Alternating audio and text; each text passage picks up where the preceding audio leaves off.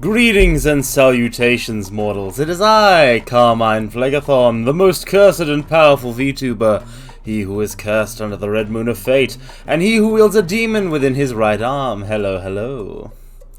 Welcome, welcome everybody. Hi. I am extremely nervous, so my heart rate is up, and my breathing is ragged because I'm in internal panic mode. Yay! Because I'm just really nervous about this, but I'm also very excited. Welcome to the channel. Welcome Yushikuna. Welcome AGCraft, and thank you Yusha for the gift, for the sub. I really appreciate that. I nearly called it a gift sub. I am spinning out of control, so I figured we could just kind of hang for a second before I move us over to the game screen, which is basically the same as this screen. There really isn't anything fancy. Yeah, you know what? You're right. A sub is a gift sub to yourself. Treat yourself. Sub to VTubers. This ad sponsored by the VTuber Tourism Board. I gotta shake the silly out. So, this is a thing that I've wanted to do for a while. You gift to everybody. I mean, that's true, Yusha. Own it. This is something I've wanted to do for a while. Since we first had an impromptu D&D session that was very fun. And I don't know if I'm gonna be able to top that, honestly. The system. Well, okay. So let me actually just bring it in to explain, because I also posted it on Twitter. Maybe I should have an Imgur link to the images. Listen, I wanted to do this. The execution is going to be very rough, and this session might end up being a disaster. But basically, I've got 2 images where the rules are on, and I uploaded them to Twitter. I'm trying to figure out a way to put them. We'll start with the stream, and then I'll just let you guys. I'll put them over my face so that you guys can see that instead. Add source. What? Wait, nope, that's the wrong source.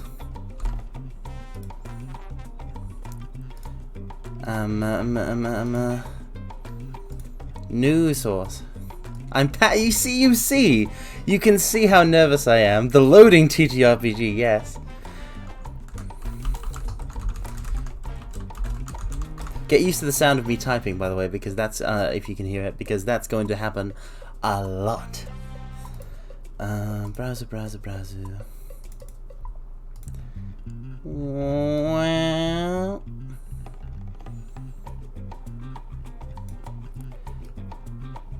So yeah, this is the first page of the first image of 2. We're playing Crimson Miracle. We're playing Crimson Miracle, which is a custom system, a homebrew system rather, designed by one Kongo Kokoretsu for the purpose of this campaign. So it is new.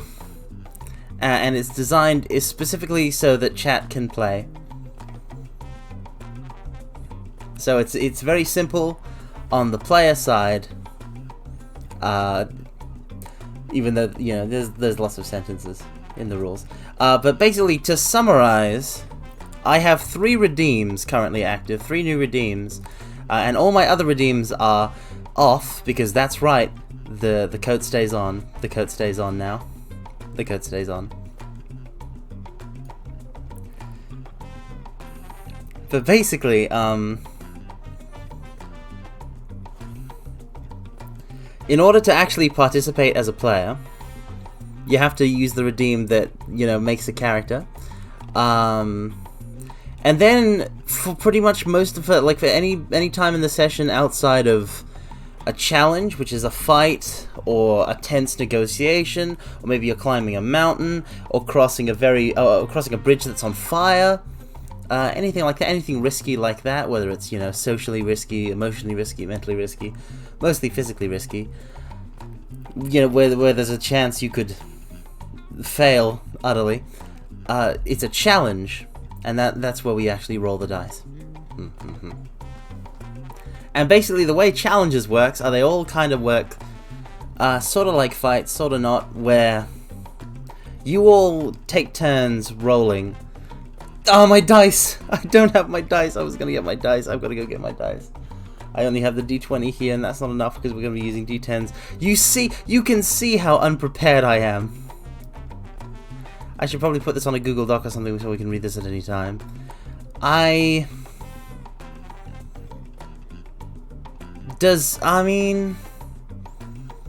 should. I don't really trust Google Docs. I don't know 100% how they work. and I'm scared of like giving people access to my Google Docs thing. My Google Doc. Dr. Google. But I do need to. I mean, I put it on Twitter.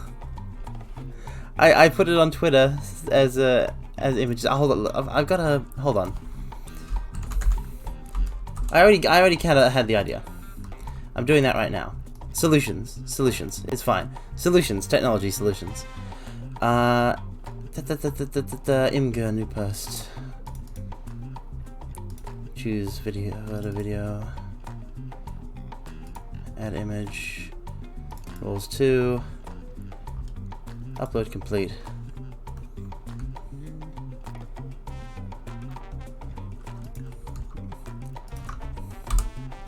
There. That should be an Imgur link to the images.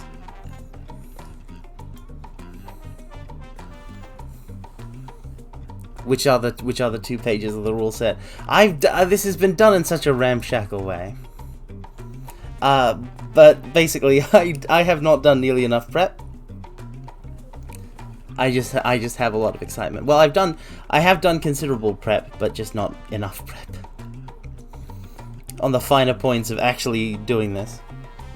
So we're gonna kind of muddle our way through. So basically how it works is every time there's an actual challenge, all players that are currently active players, you all take a turn. You describe what your action's gonna be. I roll a d20 for you. That's your result. If it's a risky action, it's 3d10 instead, so 3 10-sided dice. And then the challenge has a number, and you reduce that to 0, you win. And like that's basically it. You roll dice. The number you roll gets removed from the challenge number. You want to hit it down to 0. But then after everyone has taken their turn, the challenge gets to take an action, and that's going to add to the challenge result, the challenge number. Oh, also on a 1d20 you die, or rather you're knocked unconscious. You're incapacitated. You're out. You're out for the session. It's also a 1 on a 1d10. Which is why you have another redeem called Alter Fate, which is you get 3 of them per session, and basically they let you reroll dice. And the third one is Crimson Miracle, and that's basically a super move that doesn't have like a redeem limit, because you have to have it in the story first. You can only have one at a time. Like, they're a reward for like good role playing or clearing an adventure or something like that. And I'm keeping track of that. I've got a document up where I'm gonna put everybody in.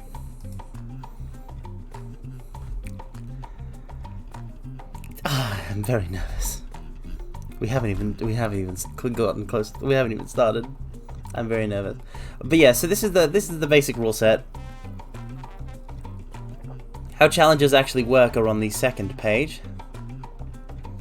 But yeah, basically to start with, you just use the event. Basically, it's designed to be very freeform. So for the most part, you only have to consider yourself. You only have to consider making a character, using the adventure redeem, giving a 1 or 2 sentence description of your character, including one thing they're good at, which does have a single mechanical effect. All you have to do is do that. Play around in the role playing space, as we go along in the adventure, and then when you have to fight something, do rolls, do actions. Basically, create a character and like do stuff. I'm bad at explaining what TTRPGs even are. I understand. It's a rules light system designed for being able to pick up and play, and I can basically, if at any point you have a question of like how does this work or something like that, I'll explain it to you.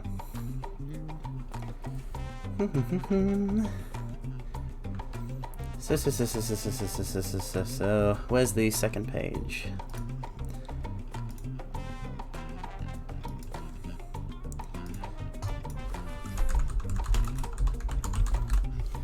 I wish I could pin things on Twitch. So I could pin the Imgur link. I'm just gonna keep it tabbed. Well, you don't need to read everything made you craft. I mean, hopefully. But yeah, a challenge can be anything seen to be difficult. They have challenge numbers. Higher the number, the more difficult it is. You always get the first turn. Everyone rolls. Then the challenge rolls. If a challenge rolls a 1, everybody gets an extra d20 on their next roll. If they roll a 20, they get another die to roll. If you or a 10 on d10, they get another die to roll. If you roll a d20, a 20 on a d20 or a 10 on a d10, you get another die to roll. So it's got exploding dice. So 20s and 10s on d10s are very good. And yeah, you reduce from the challenge number. You're trying to get it to 0 and avoid dying, or rather getting knocked out. And the challenge is trying to keep its number up, basically. That's representing how it's opposing you. That's really the bulk of the mechanical systems. And also you can tell how ramshackle my part in this is, because in this screenshot there's the cursor of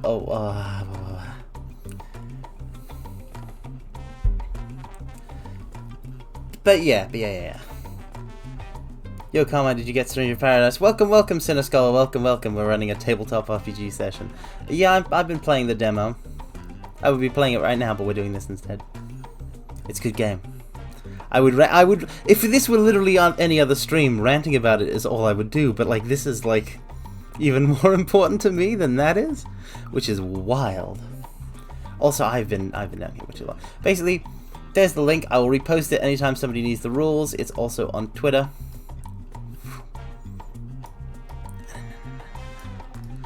I'm just gonna put those up there. Oh, not me.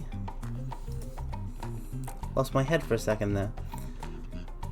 I have too many elements. Wow. Remove. What? Okay. Basically, all you have to worry about is, well, hold on. Basically, all you have to worry about is character creation and interacting with the world. And hopefully I don't turn out to be a terrible GM, because I don't have a lot of GMing experience. I'm mostly a player. And this is a bit of an unusual format for a tabletop role-playing game. So nerves are at maximum.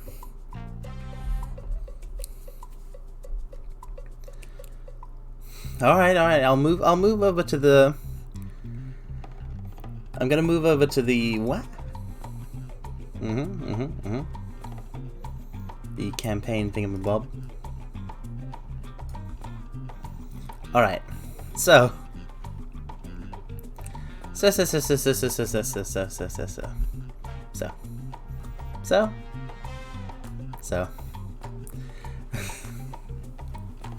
Yeah, I whipped it. I handcrafted this GM screen in Paint.net in about 2 minutes before the start of this stream, because I wanted to have one, and I was like, there's no VTuber asset for this, which is a shame. There probably is, but I just haven't found it, because I am bad at searching for things on the internet.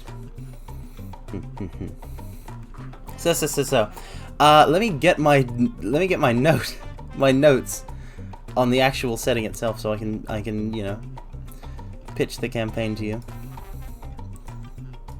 So we're playing a fantasy adventure.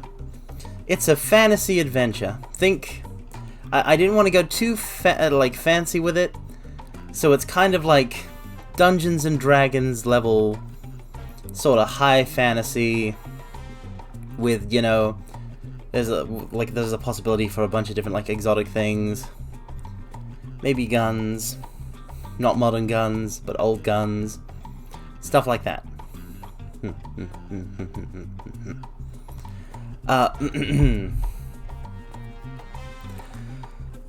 So I can't even do it. Like I'm literally so nervous right now.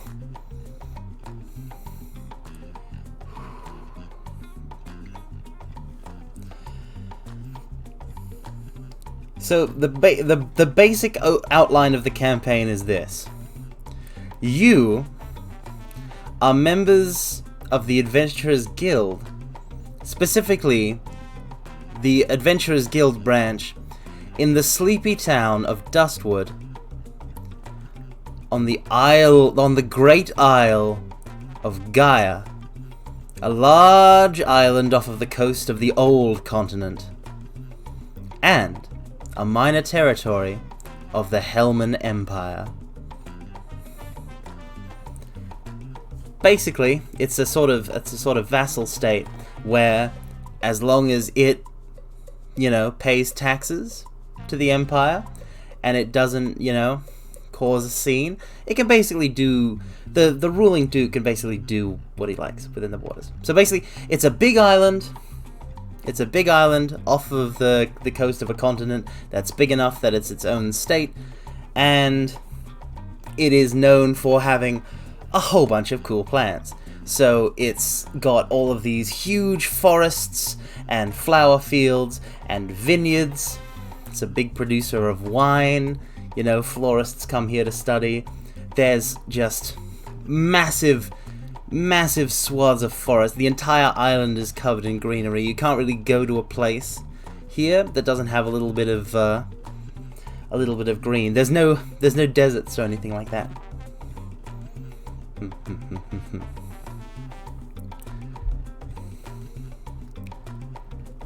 And that's really all I can pitch.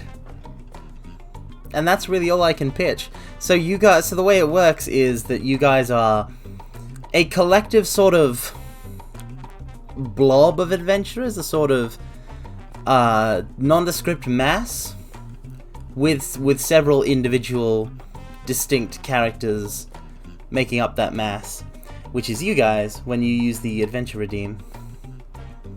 And you can sort of you pop out of that mass, and it's you as a distinct individual. Well, I mean, a character you create, not you. You don't have to self-insert. But the point is that if there's 3 players, there's technically more than 3 adventurers. So if somebody wants to join, mid-session, this is built for that. Let's all self-insert. Okay, Kirito roleplayer. Yeah, no, you do you. But basically, if somebody wants to join mid-session, they can just kind of they'll show up and they were there the whole time. Do we need to put a name, or I mean you can just be called you. It's not going to be weird or anything like that. You can just be you. But basically, yeah, short description, and then you can take whatever actions you want, as long as you describe them. First one, okay. Floor, damage, combat, android with aspirations, try everything humanly possible, very good at baiting people to joining my stupid endeavors. Alright. I'll put it in.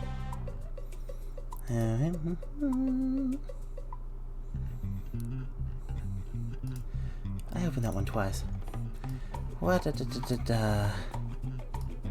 Wow.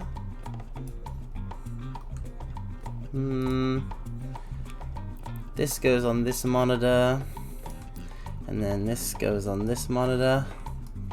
And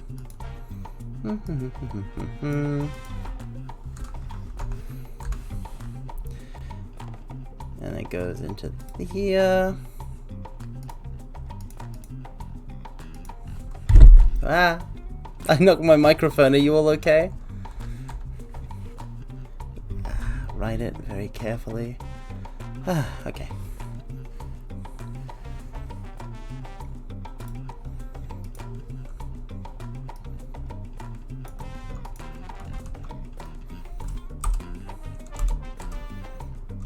Okay, that's one player. So now Fluor's in the system and can roll for challenges, and also just kind of chill.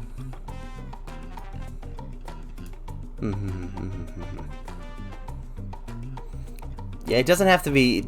I debated over like whether or not to include that, the like having a specific trait, but I figured like people would want to have some sort of, you know, you'd want to be individually distinct from each other beyond just the roleplay. So basically, the rules are the one thing that you're good at. Whenever you're performing an action in a challenge that relates to that, a total result of lower than 8 becomes 8.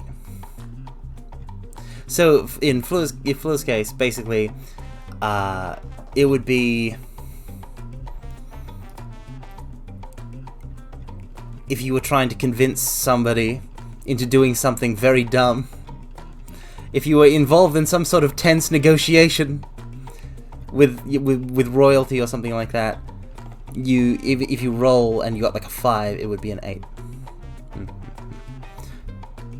So it's a little extra flavor there.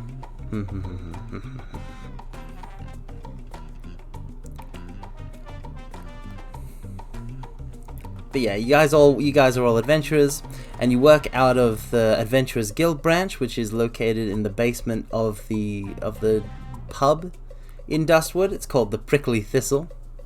The tavern, rather. It's called the Prickly Thistle, and it's usually actually, now that we've got at least one player, let me jump into the action and people can join as we go. Cinescholar, you can't re-roll. Let me refund that. You can't re-roll a roll if a roll isn't rolled and you don't have a character. Alter Fate is only for your sort of deal.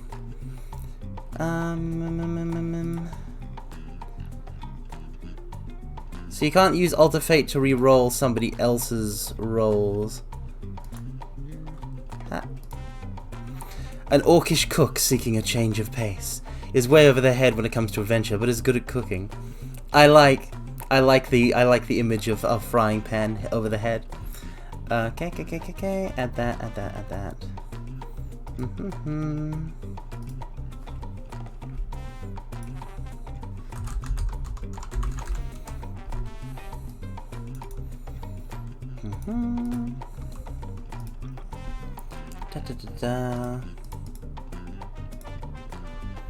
Edit that.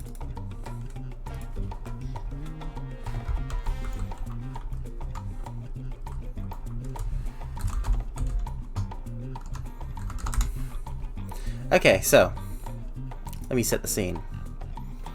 It is a sleepy morning, as all mornings are, in the very sleepy town of Dustwood, which is probably the smallest town on the great island of Gaia. It doesn't really have a main industry per se. There's a bit of timber and logging. There's a lot of retirees, actually. It's kind of sleepy, but it's also very picturesque, as most locations on this island are. And a lot of people here are from the mainlands of the old continent and the new continent. They kind of come here to settle down. So it's a bit out of the way.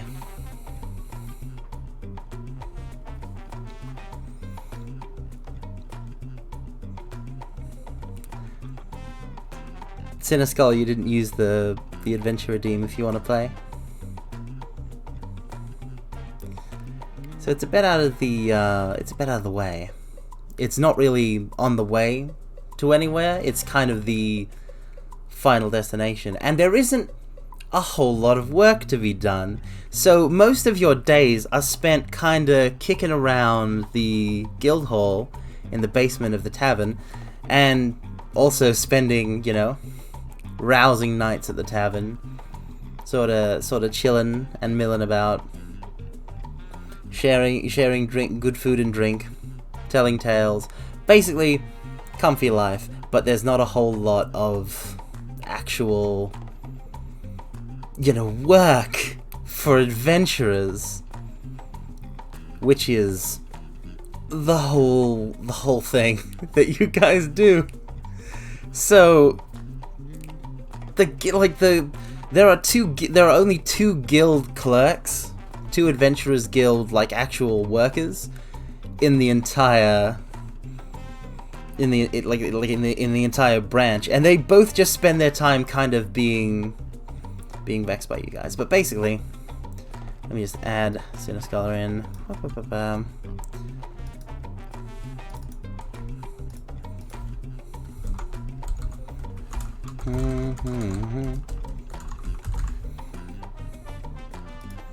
You got no work, and that can be nice, but it also means you've got no money.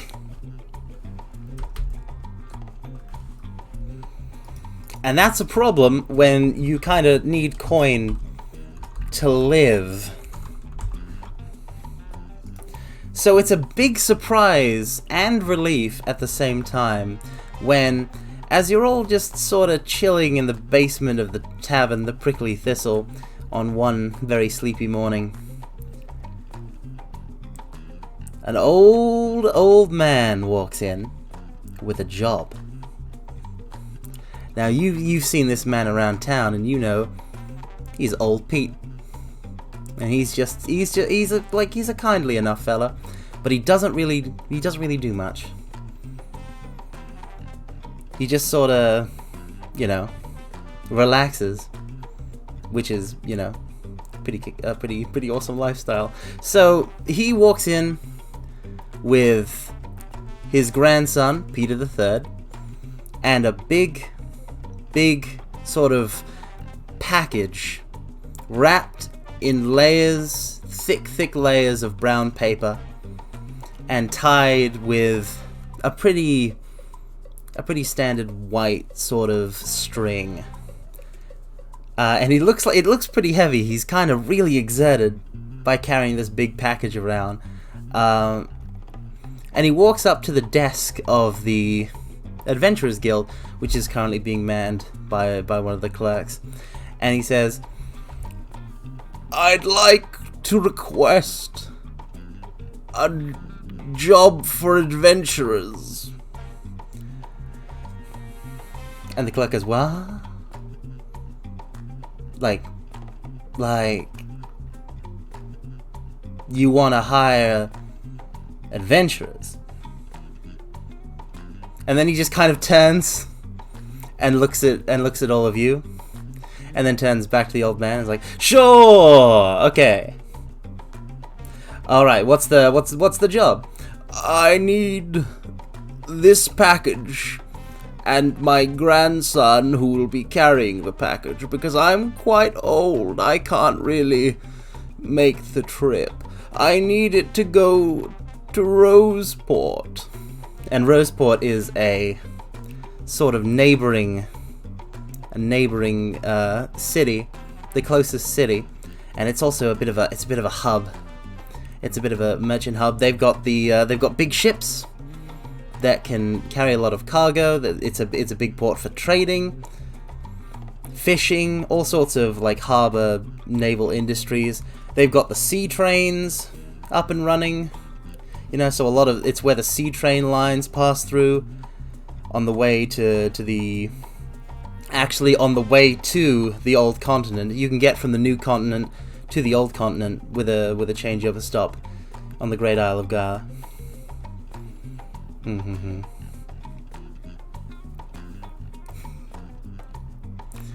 So. By the way, I'm loving the role playing. I just can't interact on it. I can't interact on it when it's between characters. You guys can just kick it, but I'm just very happy about it. So basically, it's a bigger city, and this package could be going anywhere if it's going there. But it's not really that far away. Obviously, he can't make it, but because he's an old man. But it's basically not even a full day's walk for you guys. It would be 5 5 hours. 5 hours there. So the clerk hears this and is just kind of like, oh, okay, it's a okay, it's a milk run. Okay, you just wanna help these poor adventurers out for some reason. All right, okay, we'll take the case. How much you paying them?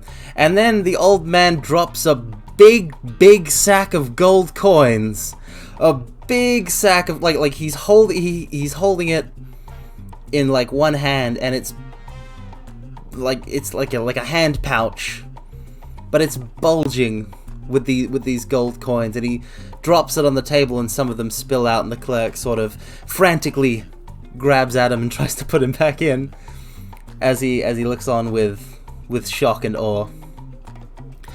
Around this much will do, I think. I know the roads can be a little treacherous sometime, and I want to make sure my good boy, Petey, gets there safely with the package.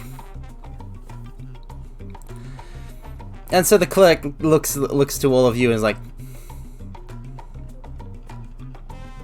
and he looks back at the gold pieces, and he's like, he sort of drags the gold pieces back like towards him, and is like, very well, the guild will accept this offer, won't it, right? You guys, adventurers?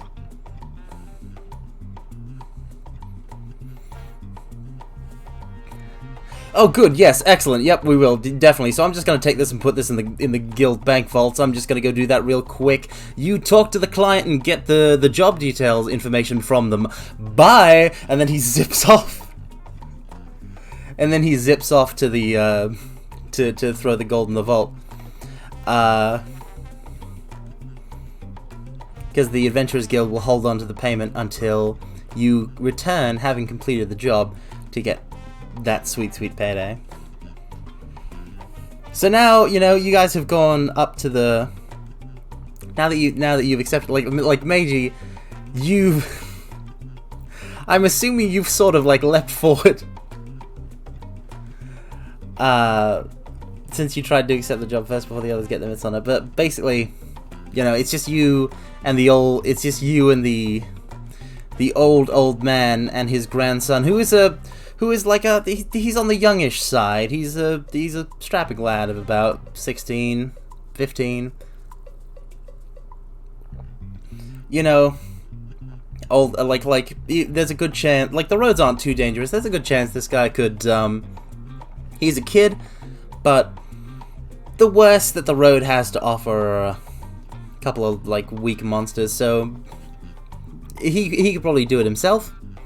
I mean, you know, teenagers are the most powerful force in the universe. JRPGs have proven this.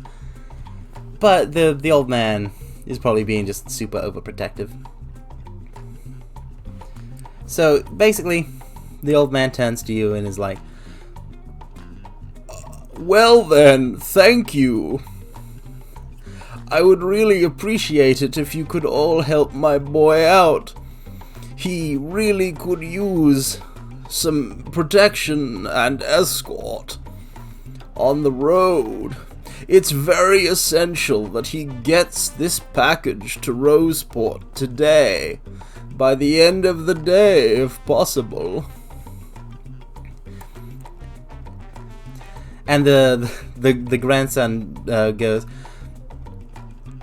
Gramps, I'll be fine. I'll be fine. The roads aren't that dangerous. Why do you have to drag me this stupid guild home? Alright, so you see no problems escorting them there? Oh, fantastic. Yes, excellent. Well then, I'll leave this package, and he hands the package over to his grandson Peter the III, and Peter the III just goes, wow, because it's so heavy, and he's still not fully grown, so he has to put a lot of effort into to lift it up. But yeah, the old man slowly starts climbing the stairs out of the basement of the tavern. Major, you get a hand on the package. You get a hand on the package because, you know, you're assisting in lifting it, and Peter, like, gets more of a handle on it, and then he sort of jerks it away from you. Now that he's got more of a stable grip on it, and he says, like, he mumbles out a "thank you, but I can take it from here," and just sort of, you know, holds on, like, he holds on to this like it's a very precious thing. But when you got a feel for it, it is definitely heavy. It's definitely heavy. But it's wrapped in so much thick brown paper, like layers and layers of the stuff, you cannot at all discern what it is. You just know it's sort of a long ways package. So picture a sort of, picture like a set of golf clubs. But like, yeah, no, a set of, it's probably like closest to like a golf bag. But if a golf bag was just really, really, really heavy.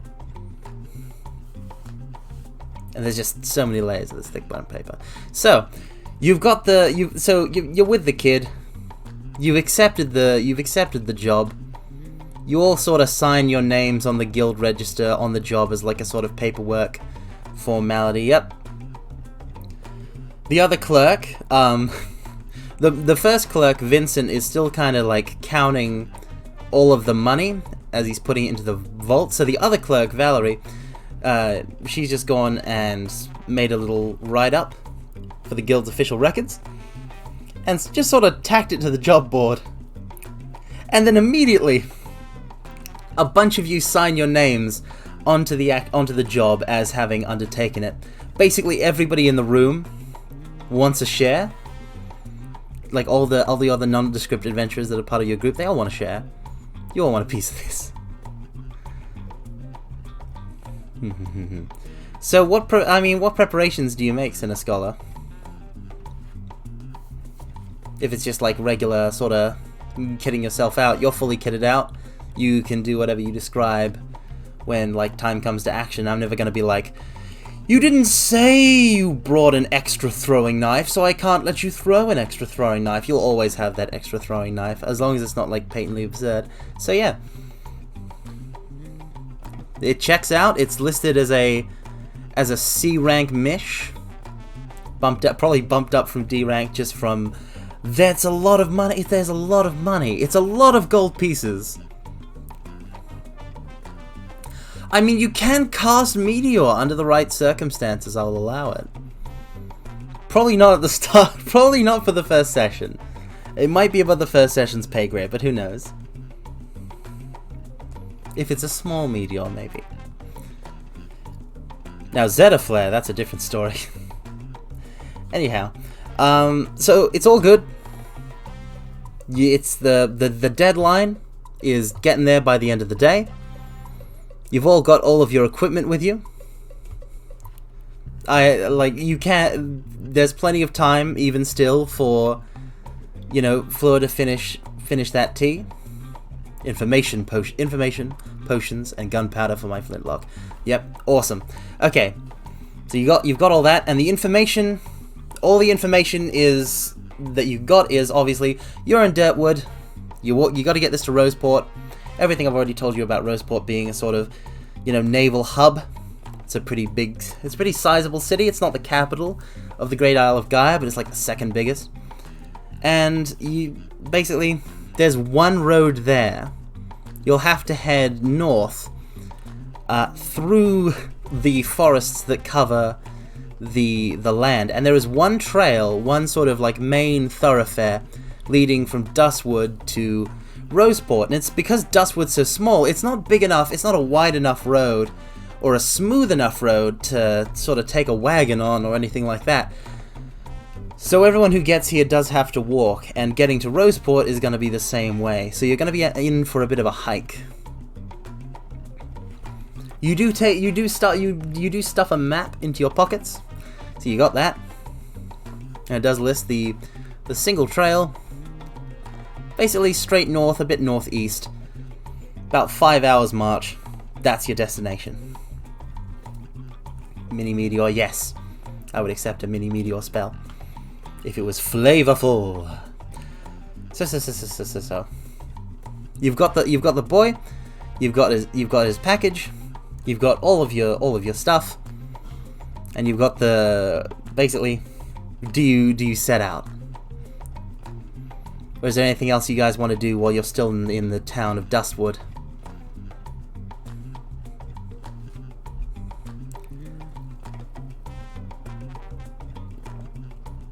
There is a certain amount of structure I've prepared, but I also don't want to get too railroady.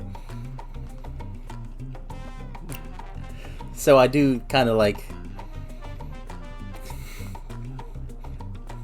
Basically, I want to make it possible for you guys to do things, even if I didn't think of... As long as it's not making stuff up.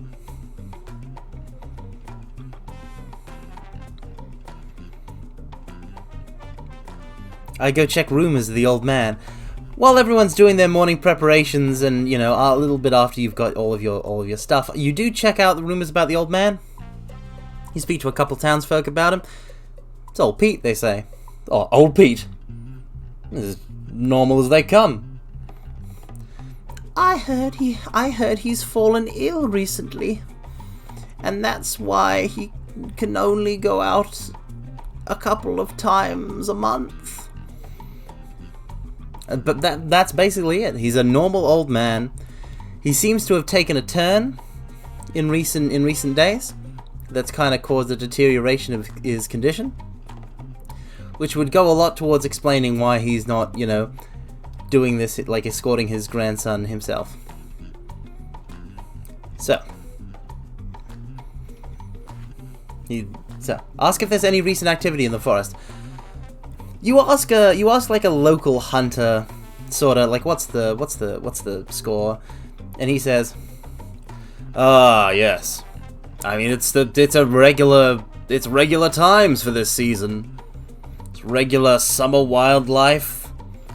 I saw a couple of bats off of the trail at one point, but like, yeah, no, it's the standard sort of. No, like, extra special activity. You might come across a monster or two. You know, slimes, poisonous plants, kobolds, something like that, but, like, nothing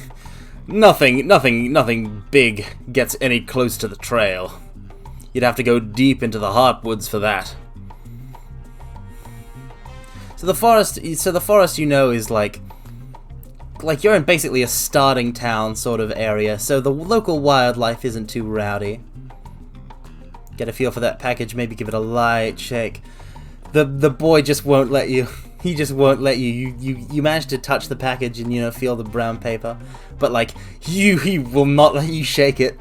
He just kind of jerks away. He's like, "Hey, you're getting paid a lot of money for this.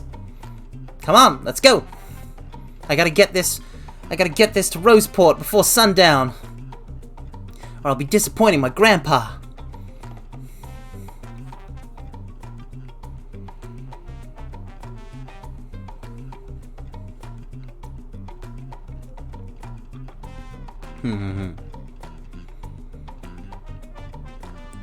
Wouldn't want to disappoint the old man. The go? What? Wait, what's the go? What's the go? Alright then. You're all excited. So, having conducted your own investigations, mid-morning arrives and you sort of set off on a what is sure to be not a brutal hike, but it is going to take like 5 hours walking. You know, there'll be rest stops, obviously. But you set off with the boy in tow.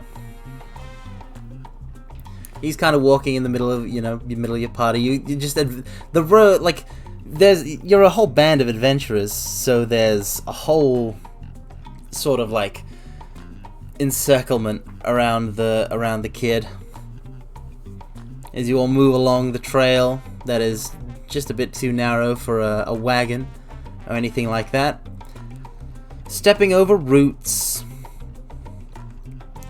sort of ducking under a tree branch that grows a bit too over the path. So if you're especially tall, you gotta sort of duck under. The boy actually seems to be holding up pretty well stamina-wise. He's relatively healthy. You know, he chops wood, he helps out around town. My grandfather... You ask him about his grandfather. My grandfather? He's my grandfather. I mean...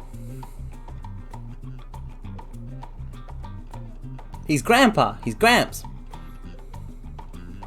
I'm staying with him because I can't stay with my parents because they went off to the new continent in search of fame and fortune. So I just kind of stay around here. But like, I mean, he's just an old man. I'm just doing this for him because I wanna, you know. He told me to, and he's a good grandpa. So as you continue, mid-morning turns to just a little bit after noon. You've made good progress. You're a couple hours in. And then in the distance on the horizon, you see something in front of you on the road. You see a sort of green shape, just sort of sitting there, some sort of green mass. And as you draw closer, you manage to pick out a couple more like it, and all sort of, you know, laying next to each other. And as you approach further still, you can see that these green masses are made up of a sort of jelly-like, bubbly material that's sort of shaking and quivering back and forth and back and forth. And as you're several feet from them, you realize that what is blocking the road in front of you, stretched across the entire width of the road, is a bunch of slimes. A bunch of slimes. You scan the road, and they're all you see. Everything else is clear. But there's a whole bunch of slimes here, and they're blocking your way. And what you know of slimes is that if you get too close, if you happen to trod on one, and given the amount of them and like how thick they are, like blocking the road, you're definitely gonna have to step on one. You're definitely gonna step on one at one point trying to get past. They will fight you. But for now, they are sort of chilling and burbling. Chill burbs, as they say.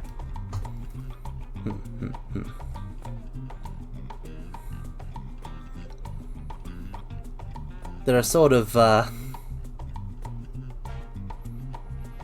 you know, they don't look tasty, but they are the most food-like looking monster that you know. They're slimes, basically. They're the basic slime mob. They're like the weakest monster of the weakest that you can encounter. Like you might encounter like a wolf or something, like the occasional wolf or something on this trail, kobolds, angry bats. But a slime is pretty much the weakest thing that you're going to run into. It's just that there's a whole bunch of them instead of like 2 or 3. There's like 16, 20 slimes, all stretched along the path. What do you do? Yeah, you do note, Meiji, that like it's not usual for a bunch of slimes to just lead the forest and chill out on the road. Usually there's like you know, if you're adventuring along, you might see a couple of slimes, but like this many slimes don't usually like all happen to upon the same part of the path at the same time. Slimes don't really travel in packs, in large packs like this. Okay, you say that to the kid. I know what a slime is. I'm a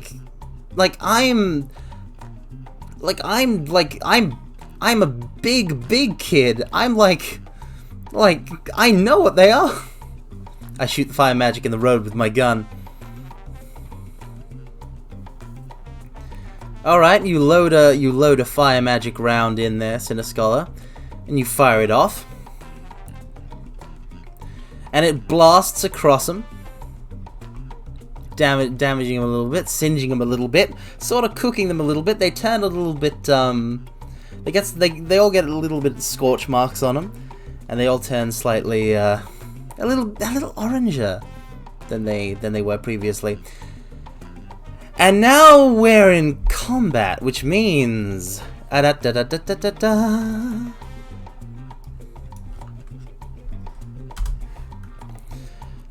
can finally bust out this part of my prepared notes.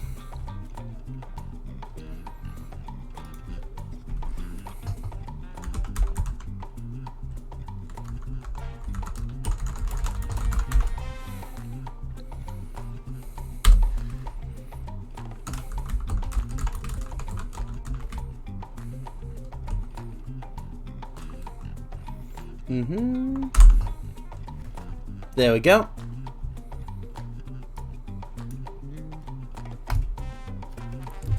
So, the slime squad blocks the road. The challenge number to overcome is 50.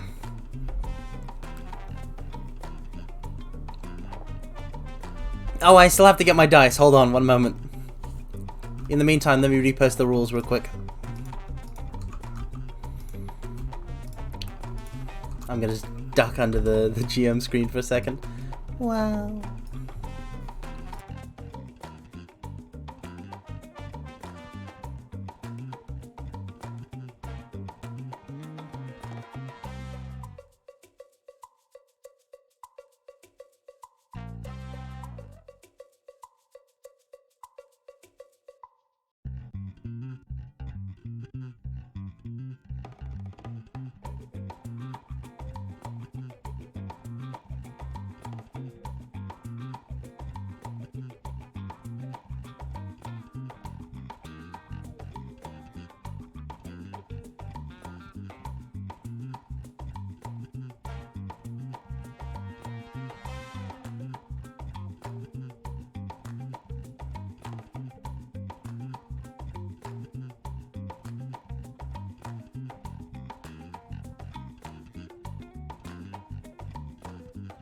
Alright, I'm back.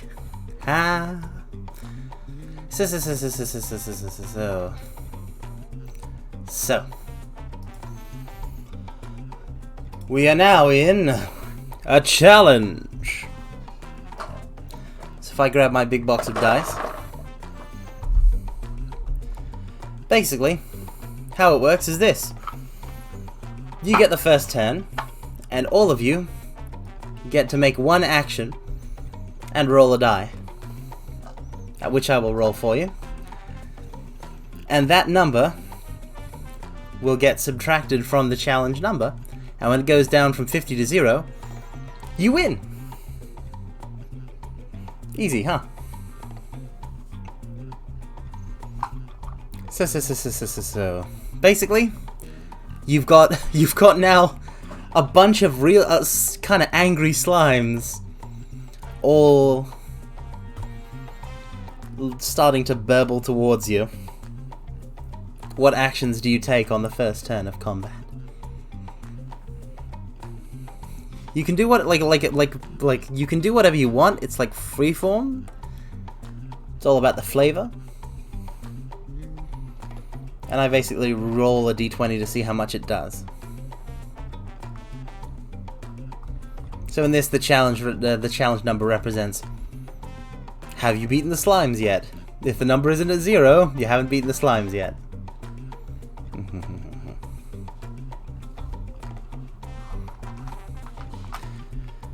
There are also there are also, you know, it'll take an action, and there are also traits that can come into play.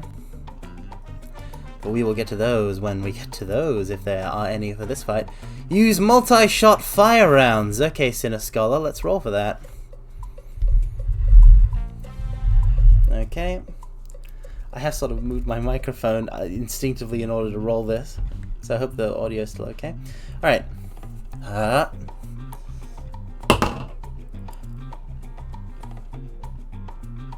gotta play it as it lands, but I'm also switching my d20. Sinner Scholar, you rolled a 1. You rolled a 1. You know what? I'm just gonna. Do you want to use your Alter Fate that you redeemed at the start of the session? Because otherwise, if you don't use an Alter Fate, you're gonna get incapacitated. You're gonna get knocked out. But what you actually do. Okay, so yep. Okay, we'll roll it again. We'll determine what you actually do. Yep, no, different dice, different die. This die is good. 15. That is a 15.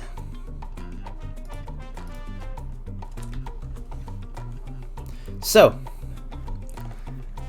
you've basically, what you do with the multi-shot fire rounds, you load this. You load into your flintlock it's got the multi-shot rune and the fire rune on the round itself. You load, aim, fire, and as the shot leaves the gun, it turns into a barrage of small little fireballs that slam into the jelly-like slimes, setting them on, like this time, well and truly setting them on fire, weakened as they were to the fire. And that takes them down by 15. By the way, there's no turn orders, it's literally first come, first serve. So, 35. I grab a nearby hefty wooden stick, knowing that my metal tools would corrode touching those, and throw it as hard as I can toward the slime. Alright, so you're basically like javelin throwing a stick. Alright, let's roll. Let's see what it does. 12. Okay. So Magicraft, you basically like grab a stick off of the ground, you know, you're on a forest trail, there's a bunch of sticks everywhere, and you just sort of hurl it at the slimes. It pierces, it basically it meets the first slime, like a slime at the front. It slams right into the slime at the front, and the slime kind of burbles as the stick just sort of penetrates through its outer layer and then goes all the way in and then through as it pierces the outside of the slime and then slams into the one behind it. And then the one behind that one too. And basically it skewered the two slimes behind the first slime together as they both got the stick jammed in them, one in the front, one in the back, and the middle slime is sort of leaking. But the first slime that you pierced all the way through has basically kind of unspooled and just splats. It's dead. It ceases to be. It is an X slime, and that's 12. So that's going to deduct 12. 20, 35, so 23. No, Sinner Scholar, you can't take another turn. You can't take another turn yet because you took a turn this turn. Kid, I can't ever try one of those slimes because I'm shiny and metal, but you don't have to live with an unfulfilled curiosity about the taste of slime as long as you were courageous enough. Are you trying to use the kid to... you're trying to use the kid to eat the slime. You can't eat the... I'm just gonna rule that you can't get the kid to eat the slime and have that sort of count as the contribution, just based purely on the fact that, like, no matter what you roll, the kid is gonna be like, because he's not the object of the challenge, he's gonna be like, No! No! I'm not gonna eat the slime! So you can have another action.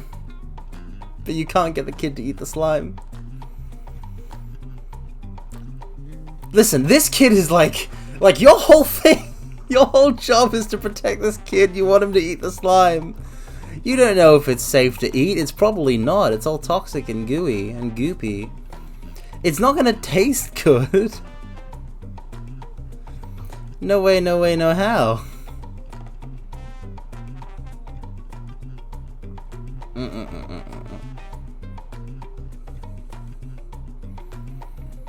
I mean, technically you could throw the kid. That's an action that might actually impact the slimes in some way, but I mean, I wouldn't recommend that either.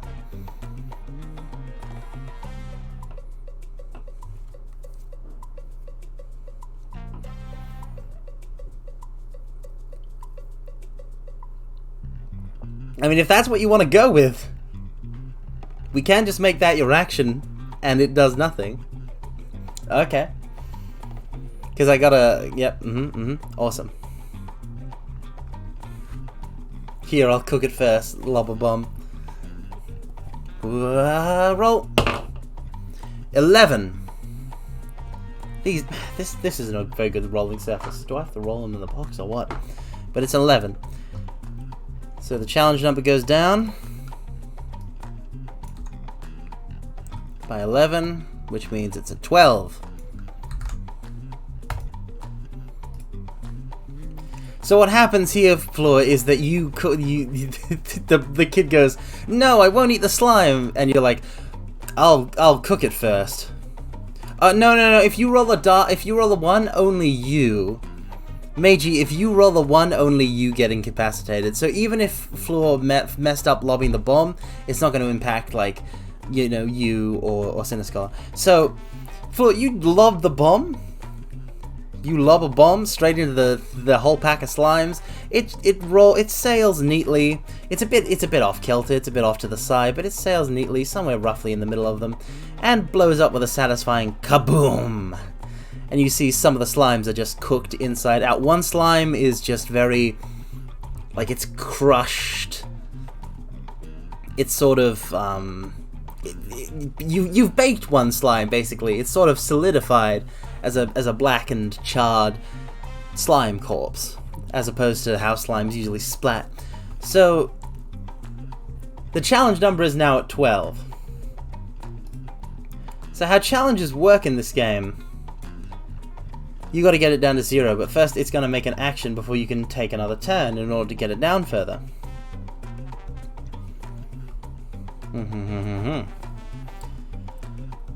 And the first action that it takes, it's gonna roll some dice.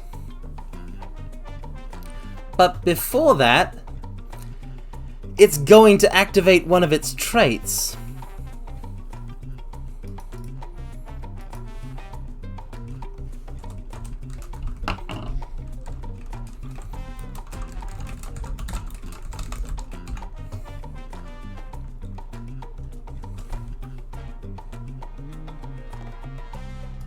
I don't know a good way to display this visually, like all the information visually, but basically,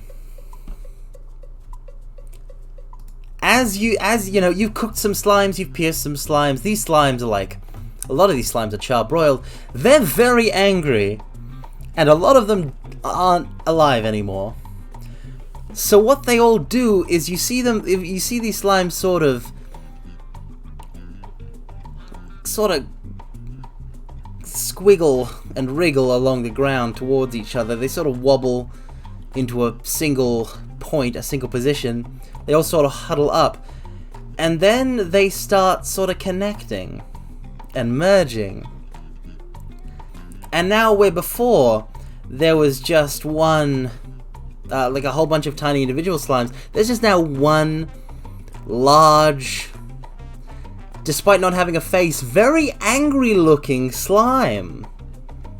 It burbles menacingly and with intent. It wobbles menacingly towards you, and it is now a big slime. So now that you've damaged it below half of its health, half of the challenge rating, it gets a 1d20 extra on all of its rolls. The giant slime surges at you. It wobbles, it roils, and it just topples towards you. That's a 12. That's a 20! So in this I'm rolling 2d20 plus 20, and I just rolled a 20. And 20s explode, which means I get to roll again. For 12. I should be noting these down. I forgot the first one I said. I think it was 11, I'm not sure.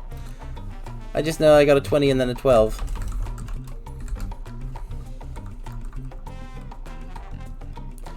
Doesn't matter because this I'm gonna yeah, 12, 20, 12.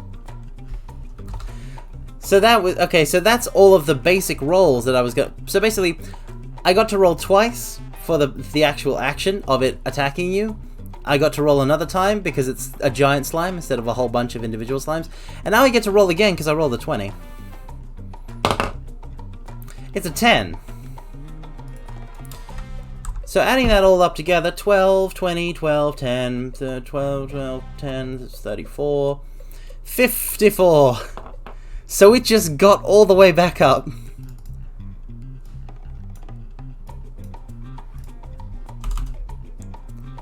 To 50. Also, I should have it like this so it's easier to perceive. It's a big slime. It's a big slime. So that's its turn. So what it actually does is it topples over onto you. It sort of like slams down into the ground, like falling forward onto you, and like you all sort of brace yourselves under it, and as it rises back up, you're all slightly more goopy and sticky, and it seems, you know, very powerful. A couple of your adventurer friends like rubbing their heads. They've been a little concussed, a little bit dazed. So what do you do about this giant slime? Take your turns, mortals.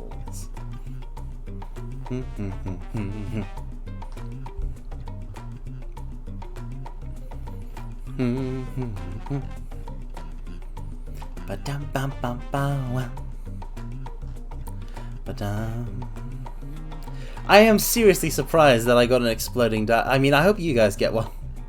I'm the one rolling all of the dice, so any luck that applies to me should also apply to you guys, hopefully.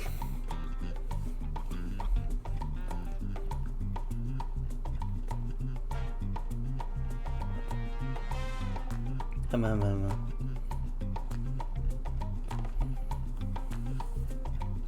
Cast barrier. Alright, Siniscola. So I'm gonna roll for your barrier cast. I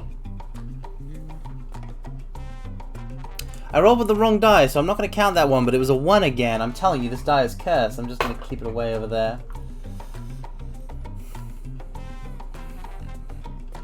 I gotta remember to roll with the actual die that I'm rolling with, and not my usual rolling die. Like, this is your luck. I don't understand why, like, the players have gotten, like, 2 1s, although one of the ones doesn't count, is what I'm saying. 9! Alright. So the challenge loses 9. Goes down to 41.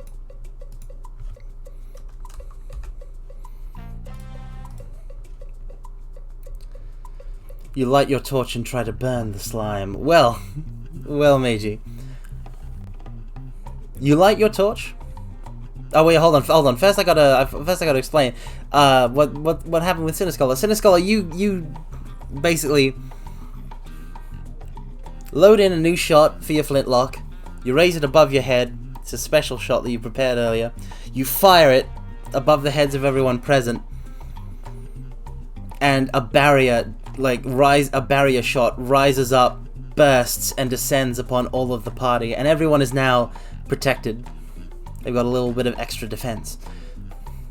So, Meiji, you're basically rushing the slime with a torch. We'll roll 18. So that cuts it down. 41 minus 18 is 31. 23. Did that in my head. I'm very smart. So, Meiji, you light a torch, you rush forward, and you just sort of jam it in there.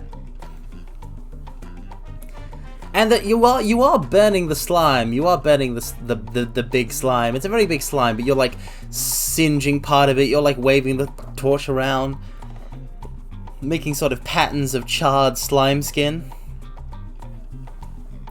And it does sort of like burble forward and like knock you off balance a bit. So the torch itself like sort of slips out of your hand and flies into the slime itself, sort of getting in there and burning it from the inside.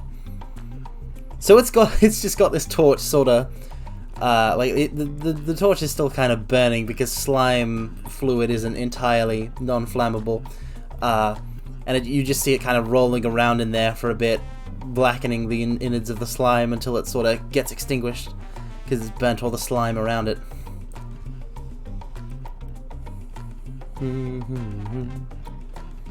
So,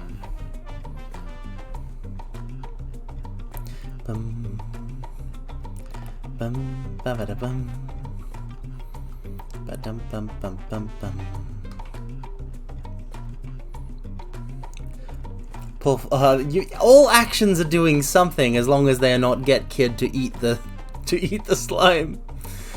At least not without preparing it and seasoning it first. You gotta put a little salt on there after you cook it. Pull forth my blade and try to cut it into small pieces. Alright, fool, let's roll. No, my die. Hold on. Did I just knock it further away? I think I did, yep. Hold on.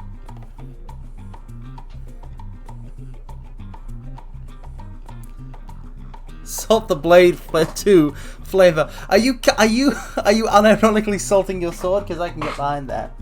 It's like slug logic, right? It's slug logic. It's an exorcism. The slime is possessed. All right, Fleur. So you draw your blade. You sprinkle a little bit of salt on it, and you just start slicing and dicing and carving out chunks, and it ends up a 4. So that's 19. Ultimately, you can't really separate it.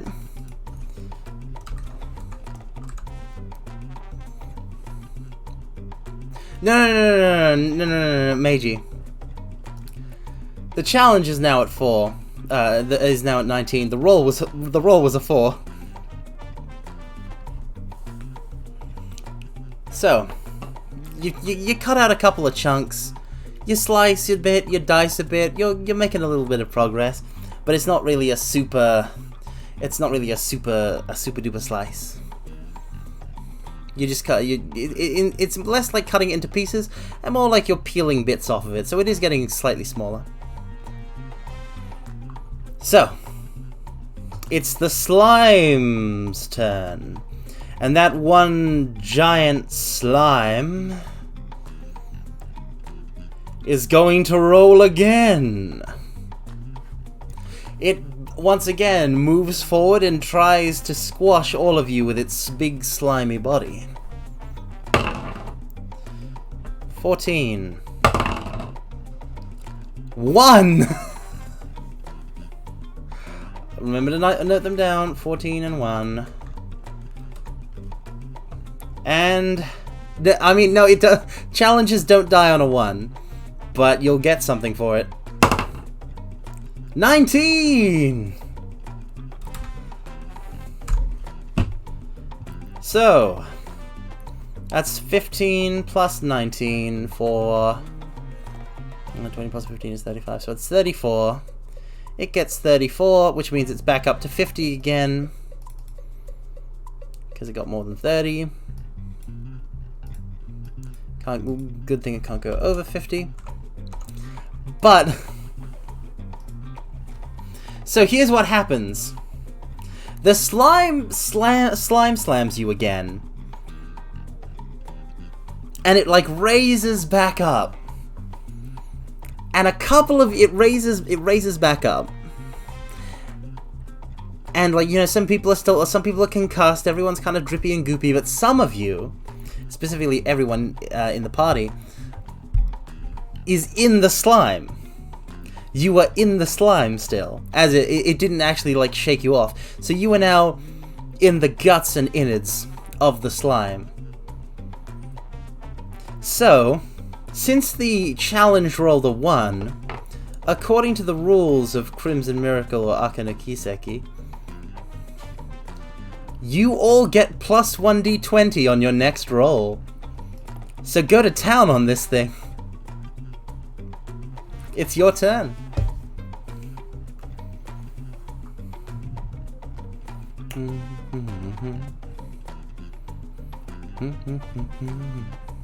Just notice, does that title mean Trails of Red? No, Crimson Miracle. Because Kiseki and the whole thing with Kiseki games, Meiji, is that Kiseki means trails, but it also means miracles. It's a sort of like it's a sort of word pun. That kind of thing is lost when it's translated into English. But the title of the English title of this is Crimson Miracle, which is also the name of the super move. So.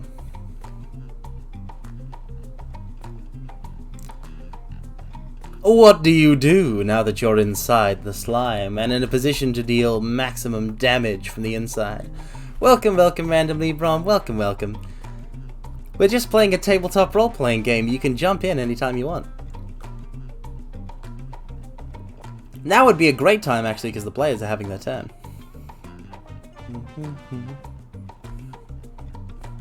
And everybody gets plus 1d20.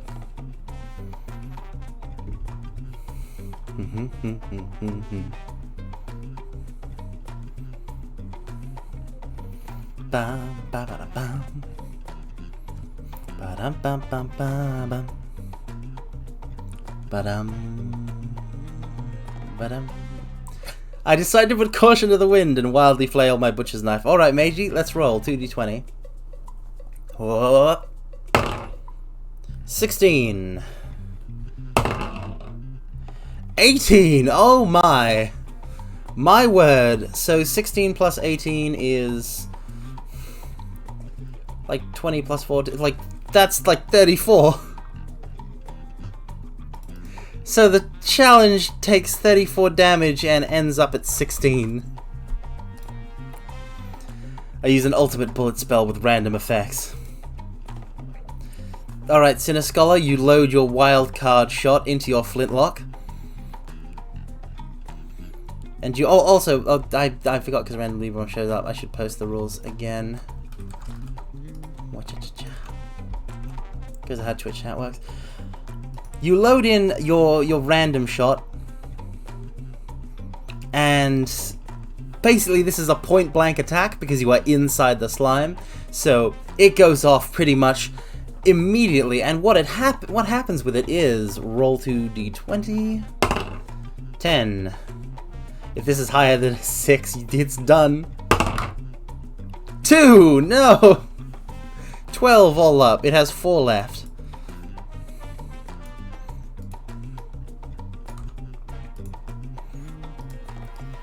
So, you fire the random effect bullet, and it sort of it explodes in a glittery show of multicolored lights. There's a whole bunch of electrical sparks, and it seems almost like fireworks are dancing inside of the slime's innards, sort of spiraling off in different directions. Like there goes a fiery red one here, and there goes an electric blue one there. There's a toxic looking purple one sort of drifting out through the slime. It's a little explosion rainbow. in the innards, and the force of it having like impacted point blank right after you shot it sort of knocks you out of the slime for a safe landing on the ground. I mean, Floor's gonna roll. If Floor takes an action mage, Floor's gonna get to roll 2d20. So, odds are that that'll finish it.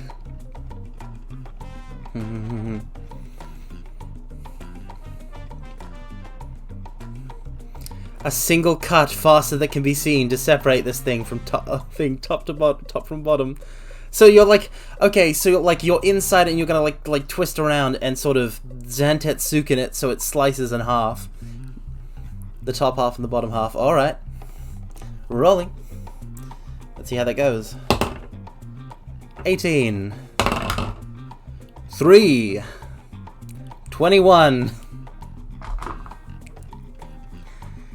You grip your blade tightly, and in a sort of spiral motion from the center of the slime, you sort of spin around in a single clockwise cut. The blade cleaves clear through the slime in ever flowing circles as you sort of spiral outwards, dashing through the slime itself. In one single motion of your arms, you finally slide it out, having exited the slime, and its top half wobbles and slides from the bottom half, collapsing into the dust of the dirt road. And then the slime parts, the top and bottom half start to melt away. You win! Ba ba ba ba ba ba ba ba ba. Ba ba ba ba ba ba ba ba ba ba ba ba ba ba ba ba ba. Congratulations, you beat the big slime. It's now a slimy puddle on the road.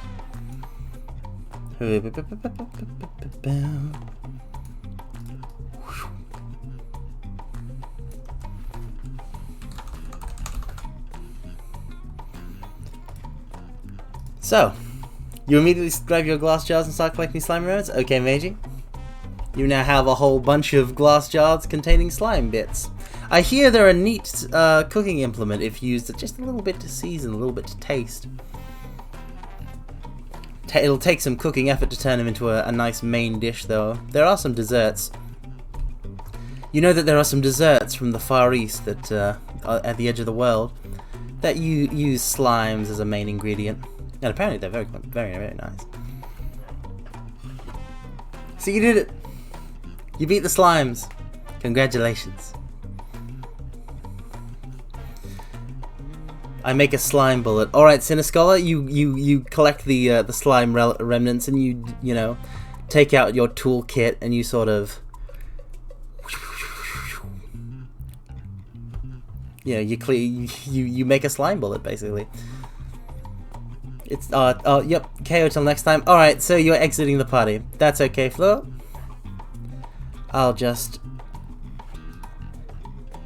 remove you from the party member list. So now there's 2 people in the party. Thank you for stopping by and playing.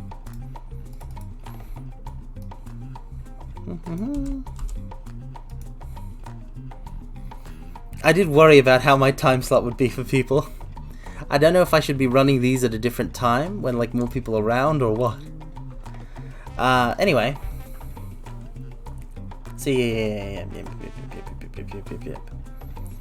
I have to admit, I did sort of balance this under the assumption that there would be more party members.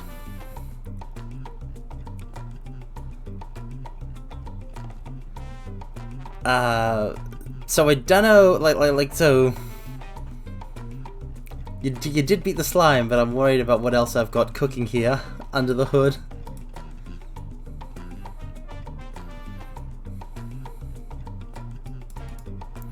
So. You beat the slimes, Just gonna check if the slime affected the kid or package anyway. Alright, Meiji, so... After, after Floor collapses and while Siniskull is making the slime bullet with, tinkering with the tools, and while, just after you've got all of these, you've scooped all of the slime remnants into the jar, into the collection of glass jars that you carry with you, you finally turn around to check on the kid with kid and package, and you turn back towards Peter the Third, the kid, and you see him sort of standing there, covered in slime, looking very dazed, and in his hands is absolutely Jack. And standing on a tree branch above you all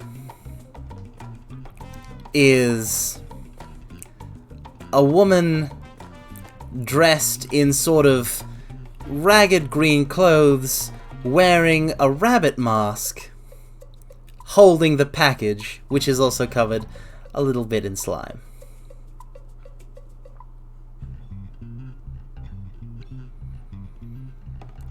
Then, looking further, you see on a bunch of other tree branches similarly dressed figures wearing skull masks, also sort of like hanging out.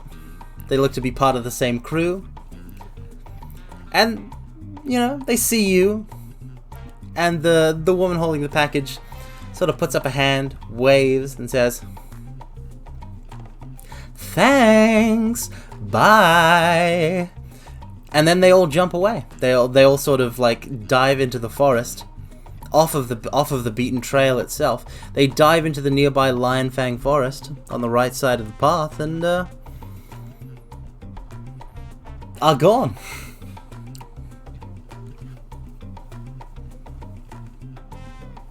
You've lost the package. It's in the forest now. The slime was a trap. Yes.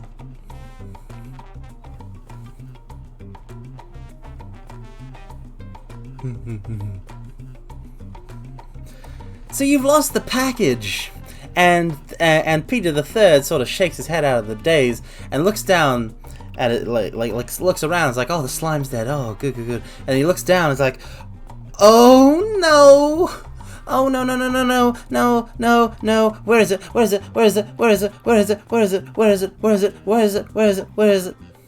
But it's gone. It's in the forest now. What do you do?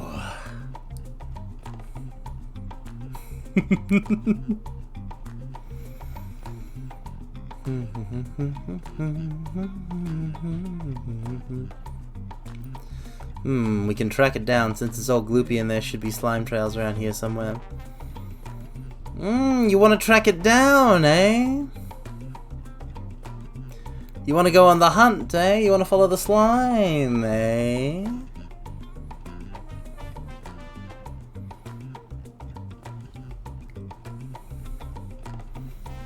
Well, I do have something prepared for that.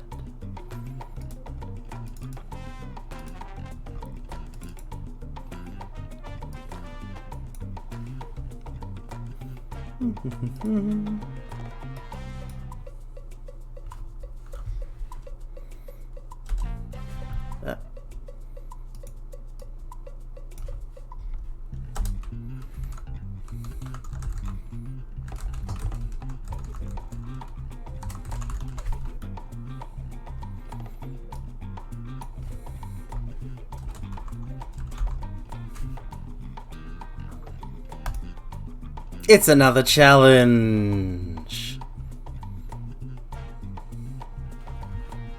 And this is what I mean when I say I didn't design it for only two players.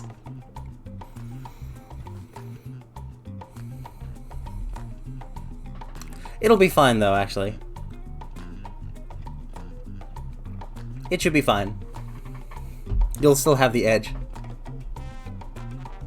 But yes, basically, because challenges can also be applied to like difficult or risky tasks, you are all now in pursuit of the package, trying to follow the slimy trail, and there is a trail that you can follow as you track it off the beaten path, following the trail of slime through. Take your actions. I'll roll for him, and then the forest will have its turn.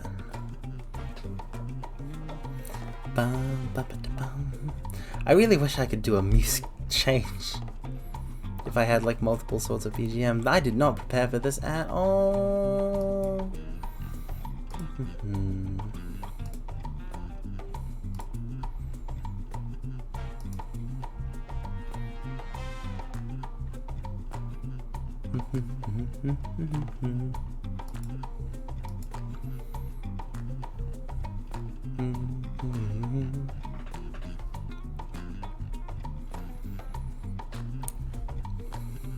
By the way, Peter the Third is not coming with. He's sort of out. A couple of the members escort him back to Dustwood. He's like, please, you gotta get it back. You gotta get the package back. It's gotta get to Roseport by the end of the day. Oh, my grandpa's gonna be so disappointed. Alright, Major, you're gonna try and track the residue of the delicious slime goop on the trees in order to follow him. Rolling.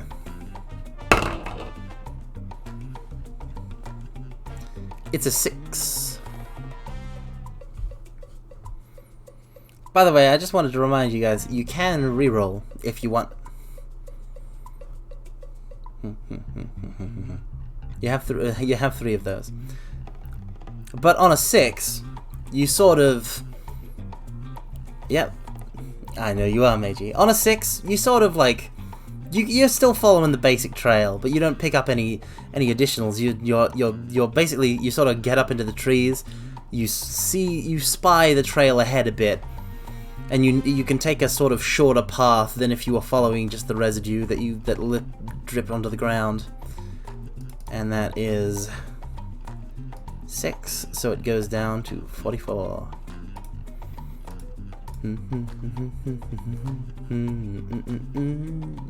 Bow, bow, bow, bow, bow, bow, bow. Bow, bow, bow, bow. Ba da da da da da.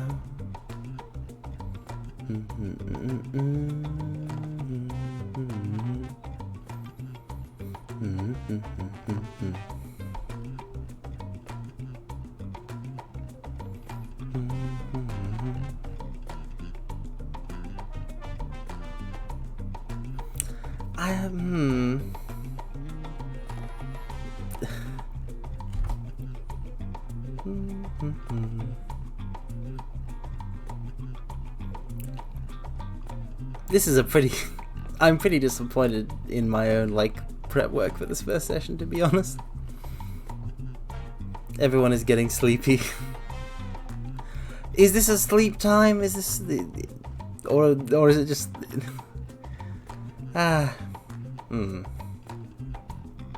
Or is everyone getting sleepy in game? Yeah, I probably should have put more prep into it, and probably came up with a setting that's like... I check the surroundings for clues for another trail. Rolling. 16. Nicely done.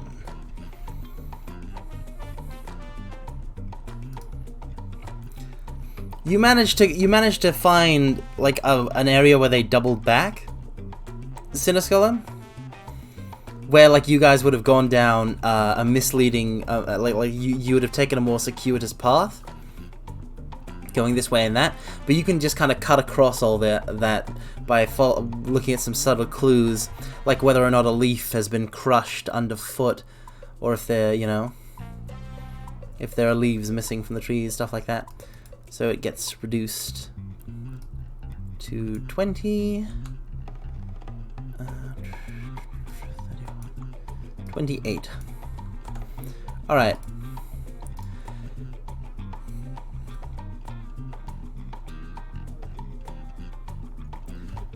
And now the forest will have its turn.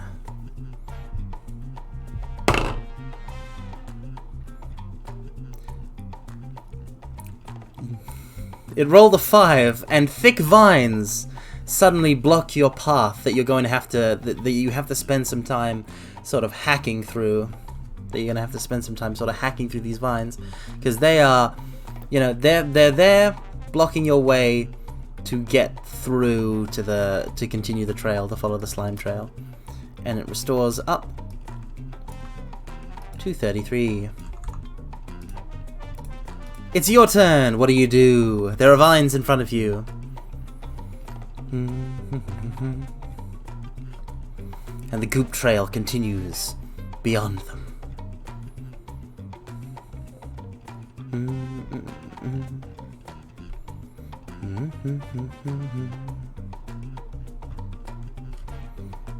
Roll for kitchen knife. 8. That is going to cut it down to 25.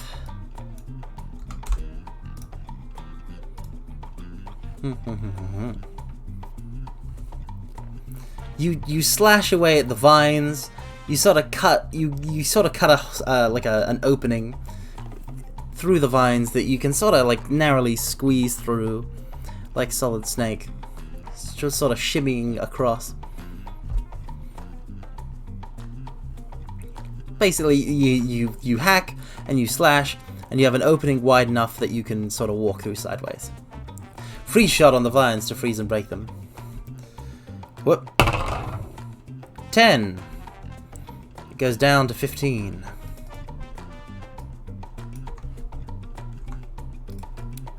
Cinescholar, you load a freeze shot, you fire it. It slams into the top of the vines, and like ice crystals start forming, spreading across these vines, spreading downwards, spreading upwards. And then, without warning, they all suddenly shatter.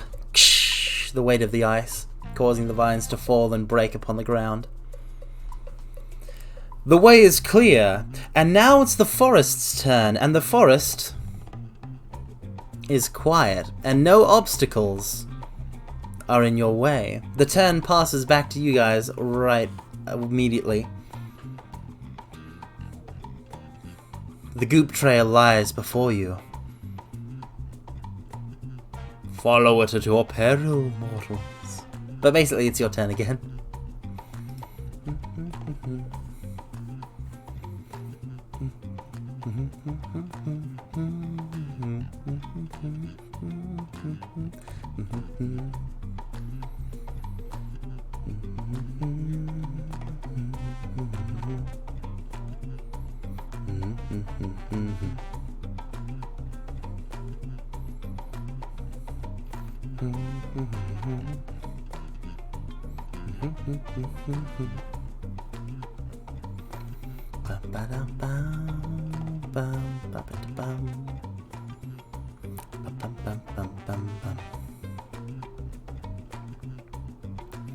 If they would clear their tracks or are just rushing home.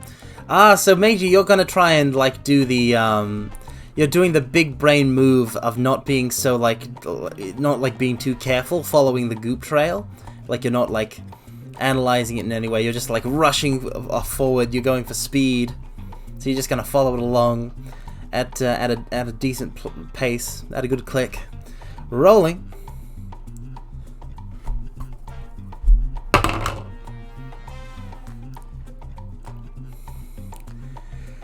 It's a 3, and one trait of the Lion Fang Forest is that basically you went down a false trail. If you roll below a 6, if you roll a 6 or below, the goop trail has led you down a dead end. And you don't get to deduct from the challenge number because you spent your turn following a false trail. I cast a light orb for 3 minutes to light the path of clues. All right, Cinescholar, you fire off a light orb.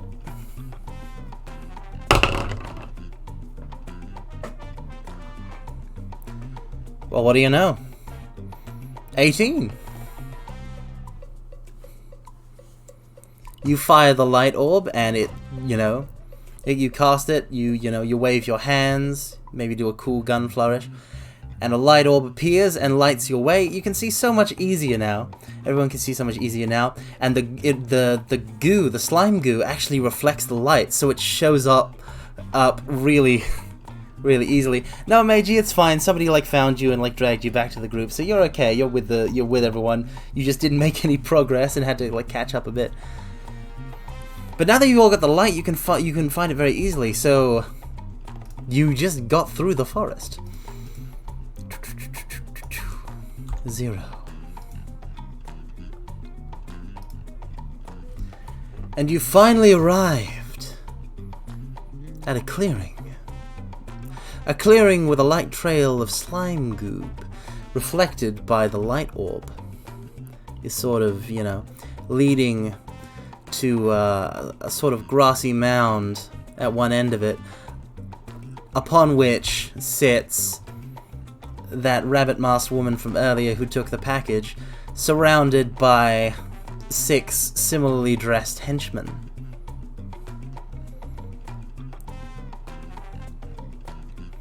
Welcome, welcome, Mermaid Melody. Welcome, welcome. Good morning, good morning. We're just playing a bit of a tabletop role-playing game. A bit of a TTRPG.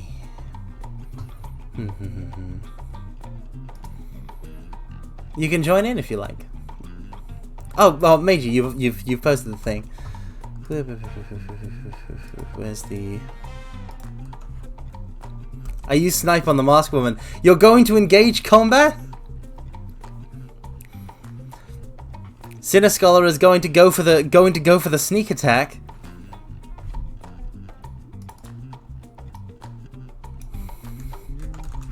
Okay. You snipe the masked woman. She reflexively ducks, and the shot that you carefully aimed to hit her only ends up breaking one of the rabbit ears of her rabbit mask. So now she is now she has a broken rabbit ear. And also now they are all aware of your presence. And this the masked woman gets back up,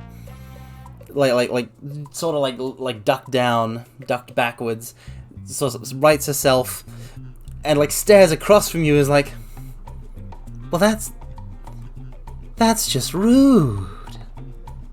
That's just rude. You shot me. That's rude. I don't go around shooting you. You just shot me. What do you think you're playing at? My mask is broken. Do you have any idea how hard it is to get a custom-made rabbit mask? I only have 3 spares of these. Do you have any idea how long I have to wait to get another one? How dare you? And stealing is... Okay, that is an entirely separate matter. Okay? That is an entirely separate matter. Shooting me accomplishes nothing for either party. Not theft, but the rightful acquisition, the relief of your goods benefits us. So, very, very different situation. Very, very, very different situation. Obviously.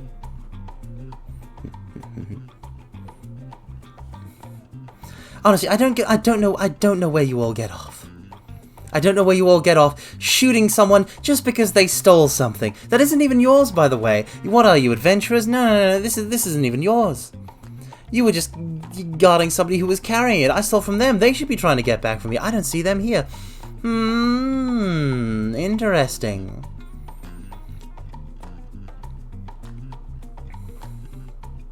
I'm just a paycheck. Ah, so it's all about the money. So I'm bad. I'm bad for stealing.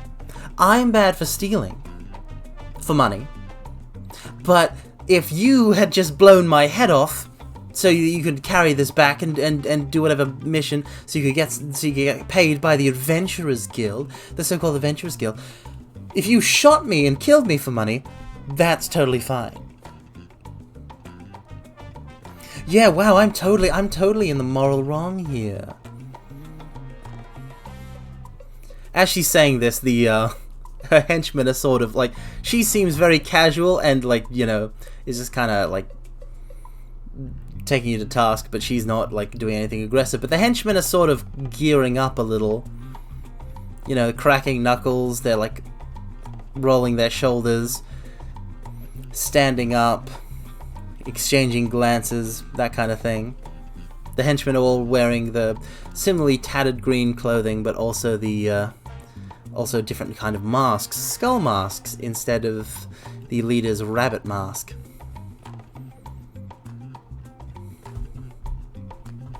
Look, it's mine now. Okay, it was the kids. It was never yours. It was the kids, and now it's mine. And if I give it back to you, do you even know? Like, will you even like? What if you just go steal it? I have no guarantee that you're even going to take it back to its rightful owner. So why should I? It's mine now. You can't have it. Have they opened the package yet? No, the package is still closed. They're just kind of stroking it as they say all this. It's still wrapped in the thick brown paper. Look, I don't know. Listen, I don't know what's in here, but I do know one thing, and that's whatever's in here must be worth an awful lot of money for it to be worth so much to have it guarded on a really simple trip to Roseport. So, how about this? I keep the package. You don't attempt to do you don't attempt to do bodily harm to me again, and I'll mail you all a 10/90 split. Alright, Cinescholar, we'll get to your action in a second. I'm just going to add Mermaid Melody to the play account.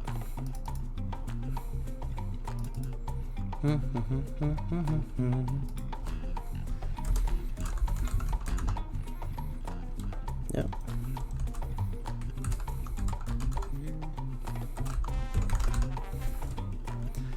Done. And add that to my own separate list that I'm using to keep tabs on players.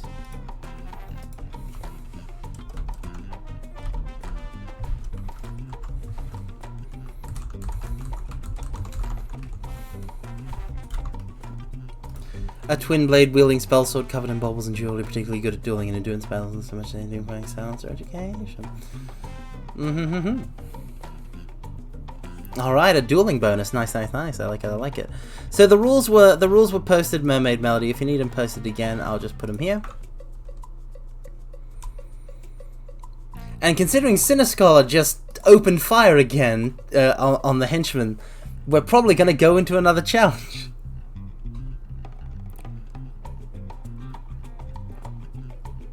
So Cinescholar, you discreetly load and prepare to fire another multi-shot, and the masked woman just sort of like face palms as you bring the gun up and like fire, and your basically your multi-shot, it like flies out. You sort of like, it's a flintlock, so you can't really thumb the hammer, but you sort of aim, fire as it comes out in segments. And multiple shots fly towards the henchmen in an attempt to stun them, and like they were all watching and waiting. So each of them sort of rolls out of the way. It catches one or two of them, you know, on the like a bit of clothing gets torn off, but they're all fine. And then they all charge you, and the woman is just sort of like, she's still face palming, and she sighs, and she's just like, So it comes to this. Okay, alright, fine. Okay, alright, okay, fine. And she straps the package to her back using a sort of like leather strap that she's affixed to it. And draws a pair of twin daggers. And the henchmen all likewise do the same, except for one of them who just kind of like looks at his hands. You can't alter fate, Sinner Scholar. You didn't make a roll. You didn't make a roll. We're not actually in a challenge yet. You gotta actually fight these guys. So there's no reason to apologize, Mermaid Melody. There's nothing to apologize for. You don't need to. Yeah. How'd you introduce me? You're just kind of there. The rules are here. Basically, you're always a you guys are a collective mass of adventurers, so you were always there, technically, to bring you up to speed. You guys were hired to escort someone carrying a package. A package got stolen. You pursued the people who stole the package into the forest, and now you're about to fight them.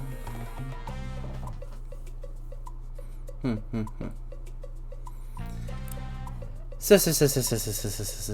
Oh, you rolled but failed to dodge the social situation. Wait, that's clever. Dang. I wish I'd gotten that the first time around instead of being dumb.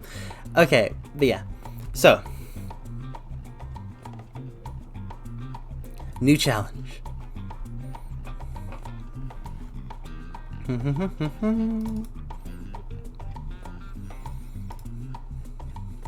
Versus. Where'd I put them? Ba-ba-da-bam.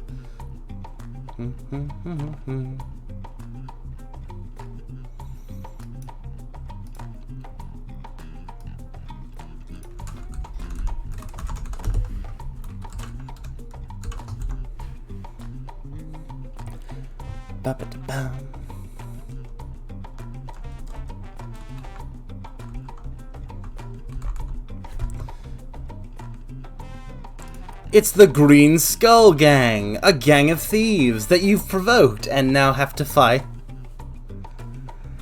One of the, like, all of them are wielding daggers except one who is just kind of, using fists because he lost his.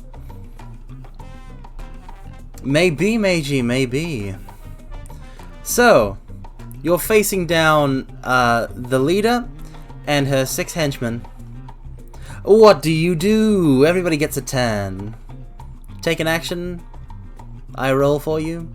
Do a thing. He lost his dagger since the leader has 2 daggers. Still his. Is it bad if I'm barging in? No! Kuro is not salty. This whole thing is designed so you can just sort of slot in immediately. So you can, like welcome Kuro is not salty. You can literally join, like, this turn. Hold on, rules. The rules are here. I also put them on Twitter. It is an image form. You use the adventure redeem and like you can join the party and then you take rolls to act.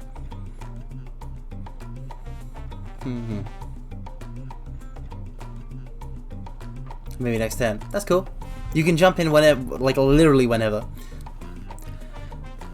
Okay, we've got the actions. Challenging to a duel, using flash to stun them, throw one of the many bottles of slime at the leader's face. This is, okay. Yeah, you know what, Mermaid Melody, I'm inclined to give it to you. You, like, literally at the start, you're like, you point your sword at the leader, and she goes, and challenge her to a duel, and she goes, well, I mean, I didn't realize, you know, someone among you actually had manners. All right, I'll tango with you for a bit. And you sort of like rush towards each other. And the end result of this duel is 13.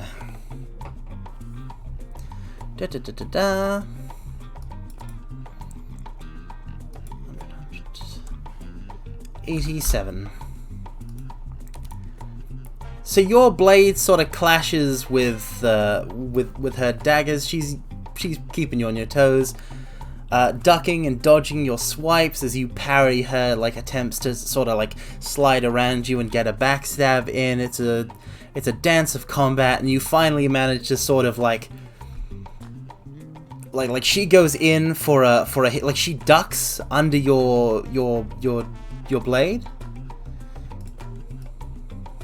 She sort of like ducks under your twin blade and goes for an upward stab to the face, and like your other hand is free, and you just sort of backhand her and knock her away. And that's how that little action resolves. So.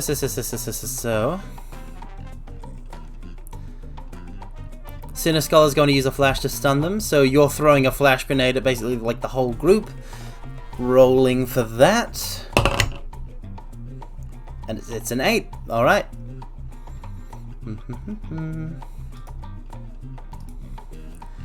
Okay. So that is an 8.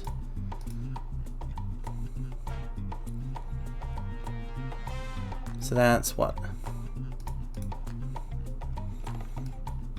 79. Got it. You throw down a flash grenade and it, you know, flashes, it bursts in a glare of light. You all know to turn your eyes away. Jack and Jack. I gave her name away. Okay, the lead is called Jack. I'm just gonna refer to her as Jack. I should have made her introduce herself. Like during the duel against Mermaid Melody, she's like, "By the way, I'm Jack. It's only polite to introduce yourself, you know." And I'm very good at GMing, by the way. So,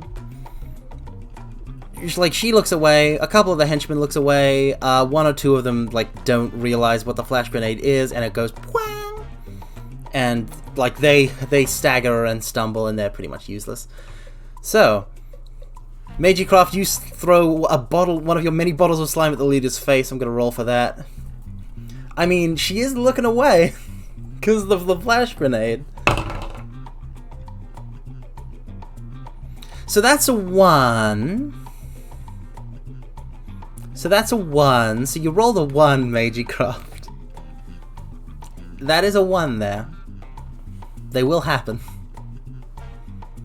I'm now down. You can use a... No, you can use a... You can use an Alter Fate. Welcome, newest Fig. Welcome. Interrupting a duel, unforgivable. I mean, yeah. The flash grenade already kind of interrupted the duel. It's a pitched melee. Alright. Alter Fate. Alright, you've used it, Magicraft. Nice. So, yeah, welcome, newest Fig. We're playing a tabletop role-playing game. Rules here. Chatter players. Alright, rolling. It is now a 9. You want to keep that? Or do you want to Alter Fate again?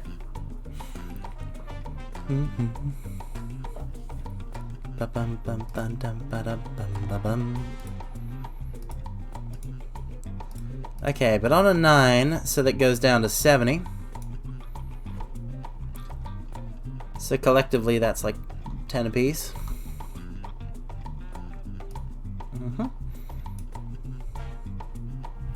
Alright, so you've done 30 damage over your turn. On a 9, you pitch the bottle of slime at the leader's face, and like she tries to parry it with her daggers, like instinctively, like deflecting an arrow or something like that, but like because it's a glass jar of slime, she slices open the jar while she's doing, like she kind of like half punches the jar, and it breaks and spills apart, and she gets a couple of cuts, as well as like slime just going everywhere on her. She is fully slimed. And she's like, ugh, gross.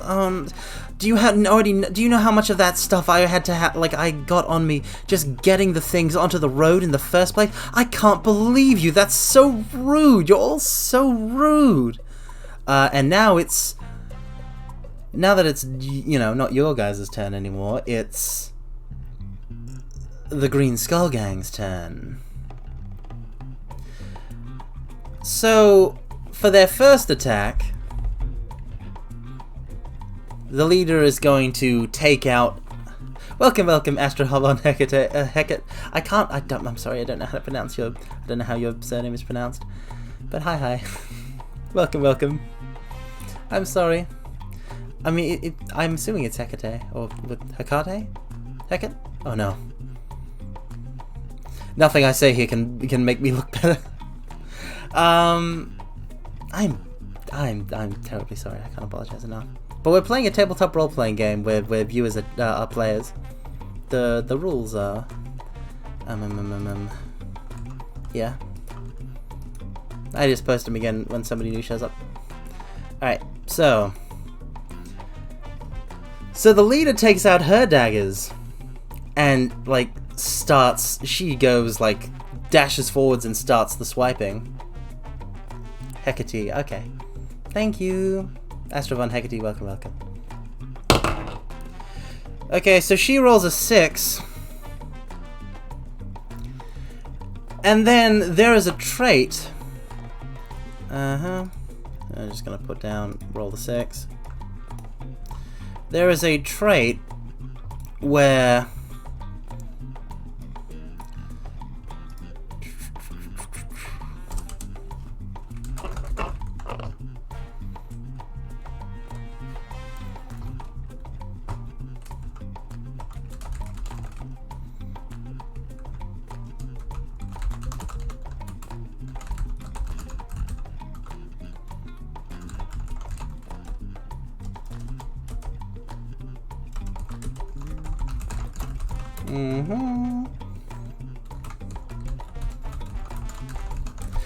So yeah, I'm gonna roll an extra 3d20 because all of her 6 henchmen are still up.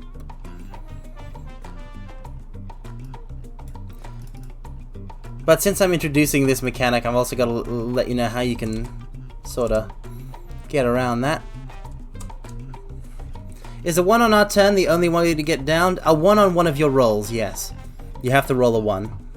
If you're rolling multiple dice, like a risky move where it's 3d10, a 1 still counts, and it's more likely on 3d10 than 1d20. And you can alter fate.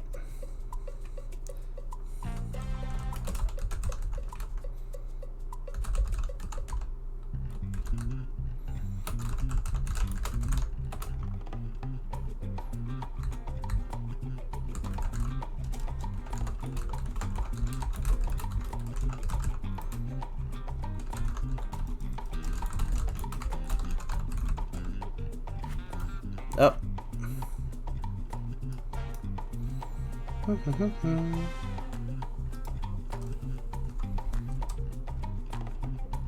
That actually kind of works, having this GM screen in front.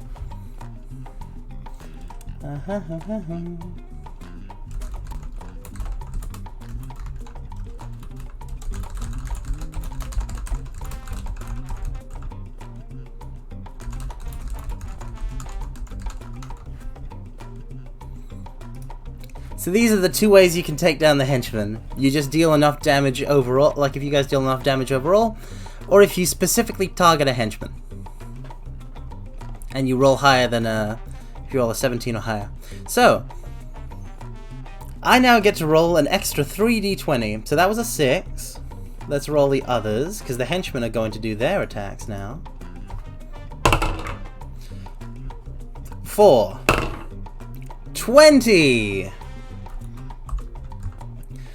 So the 20 explodes. So I roll 1 more for the final henchman and then the exploding die. Oh, wow! The final henchman rolled a 1. The final henchman rolled a 1, which is good for you guys, actually. So that's a 1. And the exploding die. So whenever the challenge rolls a 1, you all get plus 1d20 to your next action. Exploding die is an 8. So 20, 6 and 4, that's 30. 1 and 8, that's 39, but it's only 70 down, so it goes all the way back up to 100.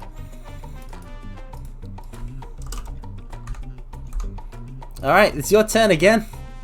The henchmen sort of like stormed in. Some of them were like surprisingly competent, like the one with the one that's only using the fists. He can really brawl with it. But and like he can really brawl with it. Like he does like a cross counter with one of the faceless ones of your number, and like knocks the guy out. And you know, his Dempsey rolling all over the place. That's the one that scored the 20. And another one sort of slips and falls flat on their own face, and like knocks into a couple of the other ones. So you've got a real opportunity here. What do you do?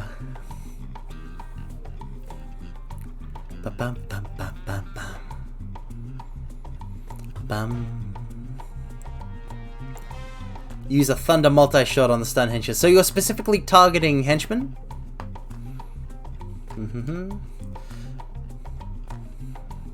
Okay, so you're targeting like the henchmen that all fall over. Okay, I'll roll that. I'll count that for the effect of like dominoes. Let's roll for it. 2d20. That's a 13. And a 13, so that's 26. So it takes 26.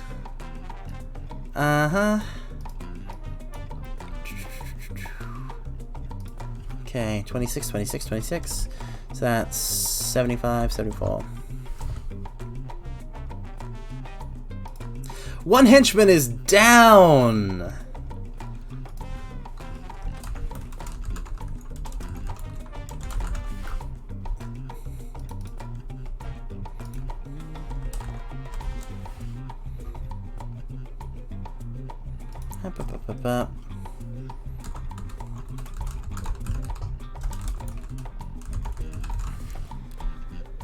One henchman is down from the thunder multi-shot. So what happened there was, Cinescholar, you launched the your thunder multi-shot at the stunned group, and you fired the shot. Bam, bam, bam, bam, bam. Bolts of lightning just all shot out, and like from the collapsed pile, like two of them stagger away, and like the one guy gets kind of pushed to the floor, and he just goes electrocuted, and he is out cold because your multiple hits all landed on the same guy. Mermaid Melody, you're going for a large sweeping general attack at the group. You're basically, you know, you do a little chant after jumping back. The blade, fire sweeps across the blade.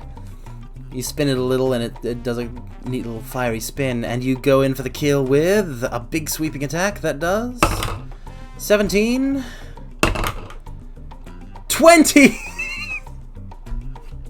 17 plus 20 and 20s explode, by the way, so you get to roll another one. So that's 17 and a 20 and a 13. So that's 13 plus 17, which is 30, plus 20. So that's 50. I think you guys are going to take them out now. That's 50.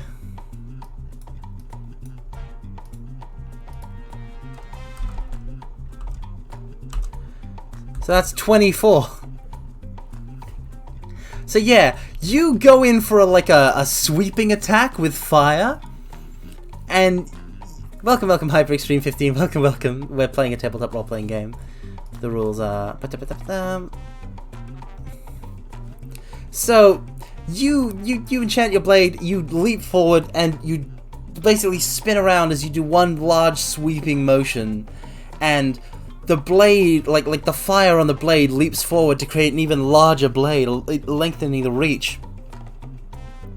And you swing it across everybody, and they are all hit with a large blade of living fire that just sort of sweeps across them. I mean, they're not doing good. They're not doing good. They're not doing great. They're on fire. They're running. Most of them are running around on fire. And now, Meiji, as the henchman falls, you immediately whack them with your cast iron pan Alright, rolling. 10.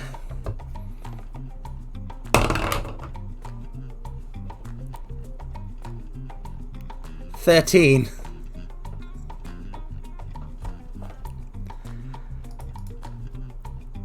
I can't believe it.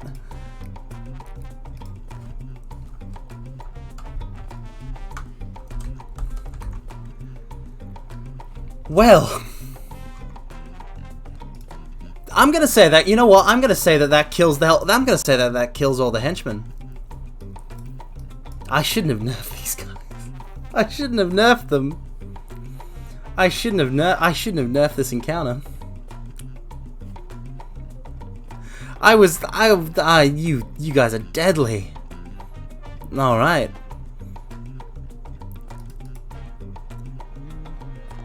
So I'm gonna say that that kills all of the henchmen, which means all of the extra D20s that the leader was getting are now gone.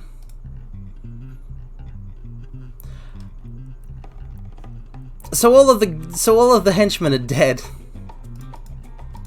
So that whole part of the rules doesn't really matter anymore.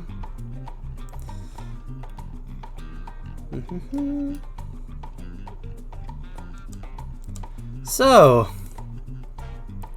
there is one more trait that the encounter does have, which is that when all the henchmen are incapacitated, the leader's next action is going to be performing a move twice with the Crimson Miracle effect. So basically, all of the henchmen are on fire. They're all on fire, and they're rolling around, screaming, burning, like they're stop, drop, and rolling. Like they all put themselves out, and then they basically all collapse on the ground. And only the leader left. Only Jack is left, with her broken rabbit mask, with one ear missing, and just sort of like staring. Like you can't see her expression, but she seems very dumbfounded. And she does another face palm. She sighs and she says, I really didn't want to have to... I didn't want to have to do this. I didn't want to have to work today. This was supposed to be a milk run, and now everyone else, they're all... You guys are troublemakers. Can you give me some examples, like something my character can be good at, persuasion or acrobatic and stuff? Is that allowed? Literally anything Kuro is not salty. This is very freeform. This is very freeform. It's really about just, you know, a character like concept that you like to go with. Yeah, like Magicraft is cooking.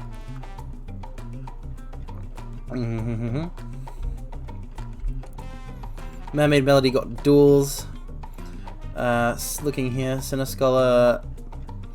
Oh yes, Cinescholar, you didn't actually pick something that you're good at. But you did say you're a bounty hunter, so I'm gonna say that bounty hunting related stuff is yours. But it's just for the mechanical rule of like you get, you can't roll less than an 8.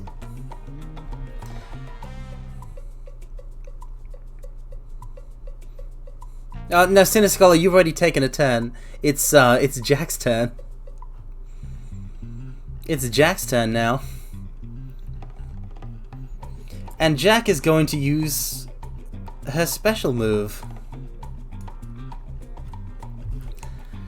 She, like, flips both of her daggers, like, she was holding her daggers backhanded, and she flips them into a forward position. Like holding them like you would hold a sword, but she lowers them at her sides, pointing downwards. Alright, Kuro's Not Salty is joining. Add to the party. No, it's fine, because like all of the, because you're a whole massive adventurers, you can just like pop up even during combat. Because there's a whole mass of faceless adventurers that you're, that you guys are. So I'll just put that in there. You guys are now a 4-player party. Da da da da da da. Where is? Four's the golden number, as they say. So, okay. This is the one that I keep tracking in.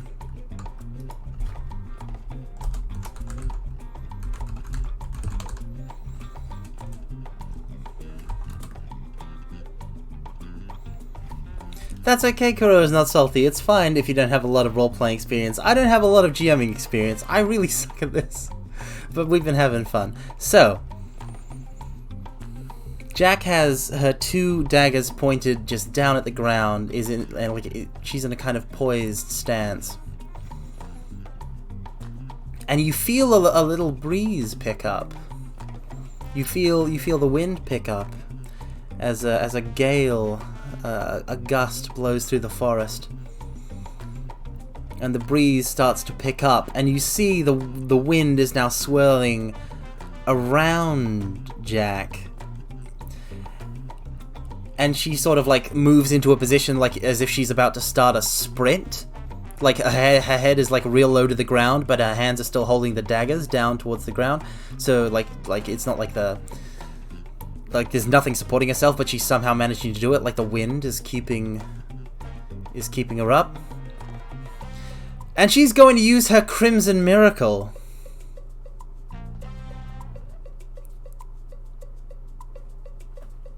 Yeah, Cinescholar, I saw that, but you've already taken a turn on the turn that you guys were on. So like you took a turn before Mermaid. So you can't take a turn until Jack attacks. Speaking of which, Jack dashes forward and starts just slicing, becoming basically a tornado. And as she does, she yells, "Slash! Cyclone!" And she's spinning, she's cutting, she's dashing around. She is way fast, spinning around way fast. Like cuts everywhere. Like you all get nicks, like you all have to like fiercely guard against it. You gotta plant yourself hard on the ground in order to avoid getting swept away by like by both like the wind itself and the whole assault of dagger attacks. So I roll 4d20 because she's attacking twice with a 2d20 move, and it has the Crimson Miracle effect. Which means everything below a 10, still a 10. 5, that's a 10. 4, that's a 10. Really roll it this time, let's go. 6, that's a 10! Why can't I roll anything above?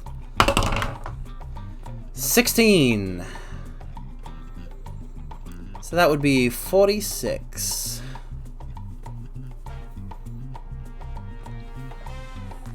So that's 10, 10, 10, and 16. 46.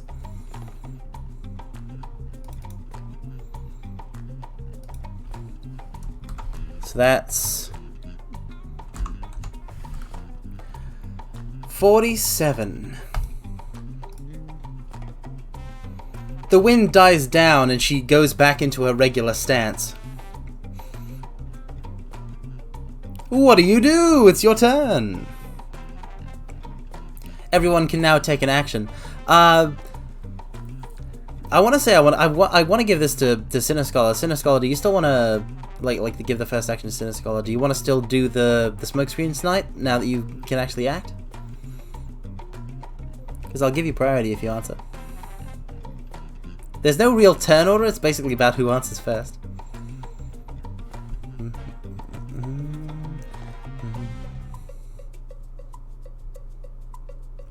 Alright, smoke screen. Rolling. 7. Okay, so you pop a smoke screen, you like dash into it in order to like evade cover, and you take a pot shot, and it like she catches it on her blade and sort of deflects it. The impact clearly kind of jerks her arm around, and she like rolls it in her shoulder socket. You've inflicted some damage. That'll knock it down to 40.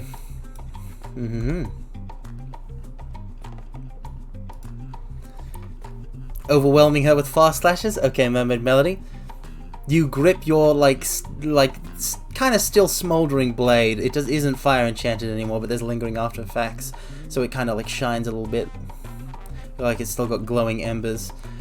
And you start hammering her with some slashes. Let's see how that goes. That's a 1. That's a 1. Would you like to alter fate? Because you can redeem alter fate to reroll.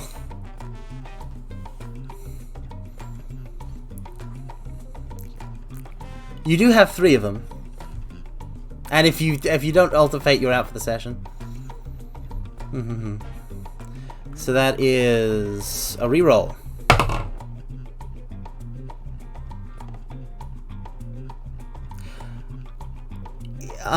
It's a 1 again. It was a 1 again. It was a 1 again. You can alter fate again. You can re-roll it again. You should have the points. Like there's like 3. You can do 3 of them.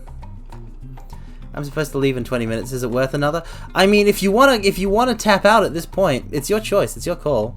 Just let me know what you want to do. I mean, yeah, we're probably not gonna. All right, rolling them again. You can't just dip out at any time, by the way. You know, like knockout or not knockout. 19. Okay, so after 2 uses of alter fate, you just start the absolute flurry of slashes, faster and faster, overhead, underhand, left, right, good night. You just like slash from every direction, and she's clearly getting overwhelmed. Like she basically has to dash backwards in order to survive like the vortex of blade attacks that you put her in, and that is going to take it down to 21. Meiji is going to try and disarm one of the daggers using a spatula.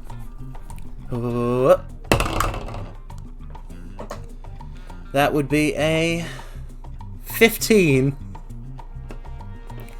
So yeah, Meiji Croft, you like rush forward with your spatula, and she like cocks her head to the side, like what are they doing?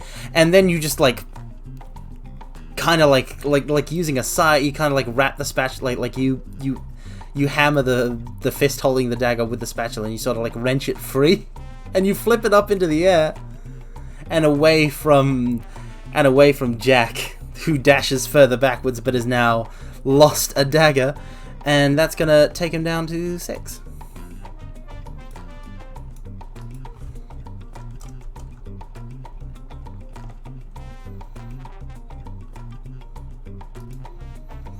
Kuro is not salty. You're gonna go for the other dagger. You're gonna try and knock out the other dagger with your bare hand. Oh, you're going for a bare hand disarm. Like hit the wrist, like grab the knife out of the hand. Alright, rolling. 19! Kakui. Da da da da da da da. You win.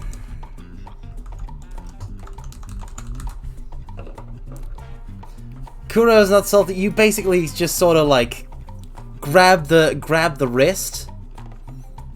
You grab the wrist and you like hit it in the one space where you're supposed to hit the hand in order to get it to like open. And her hand reflexively opens, and you just sort of grab the knife and like toss it behind you. And she's just standing there like still smoldering a little bit from the earlier fire, battered. Like she's sore all over. She's been rolling around.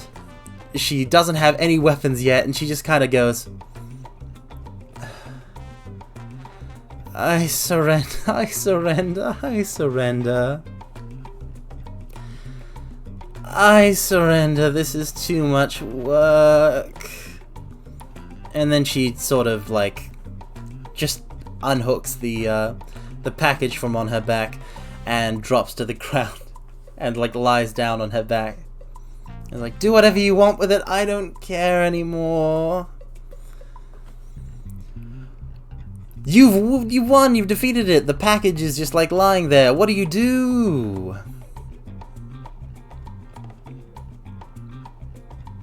Oh yeah, for those just joining us, the plot summary so far is that the reason you were fighting them is because you were pursuing a package that you were delivering, but it got stolen.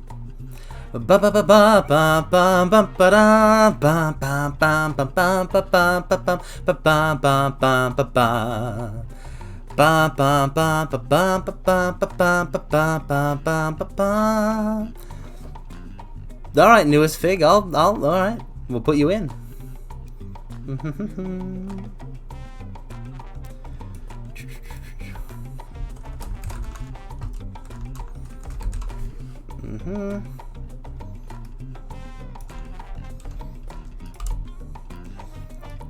Pillow Gordon, that's a good name.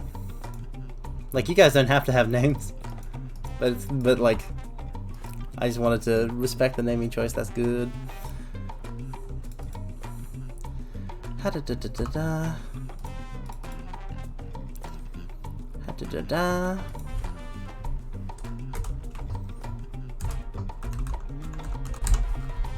All right, you're in the party. I tie her up to give to the town's guard for her bounty of 100 gold. Well, Cinescholar, you do like you do tie her up, but thinking you have an encyclopedic knowledge of current bounties, and upon like removing her mask and like looking at the face and also looking at the mask, there's no wanted poster or bounty out on this person. You've never heard of her. So there's no bounty out on her. Like, you can turn her in, but you're not going to get paid for it. Guess you'll search the camp a bit. It's really just a clearing. Like, there's not really a whole lot of supplies. There's a small sort of campfire, and like there's one or two like odds and ends sprinkled about, but it looks like they weren't here for very long. What you can tell, Meiji.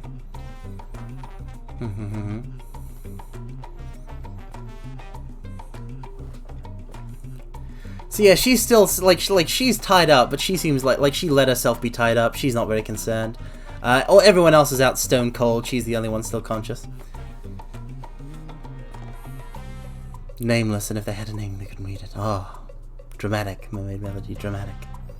Go and reach for the bag. You grab the bag. You grab it. You have it. It's in your possession. Nice, nice.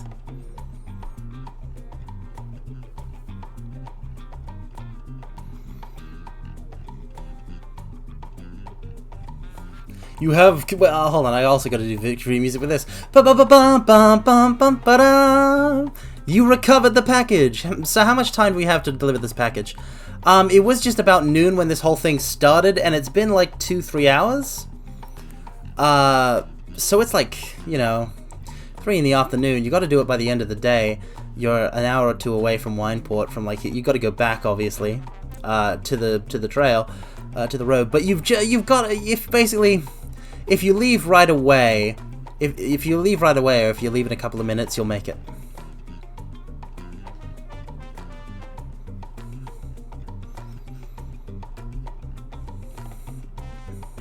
That's a good idea, newest fig. If only you could contact your contacts while you're out in the wilderness.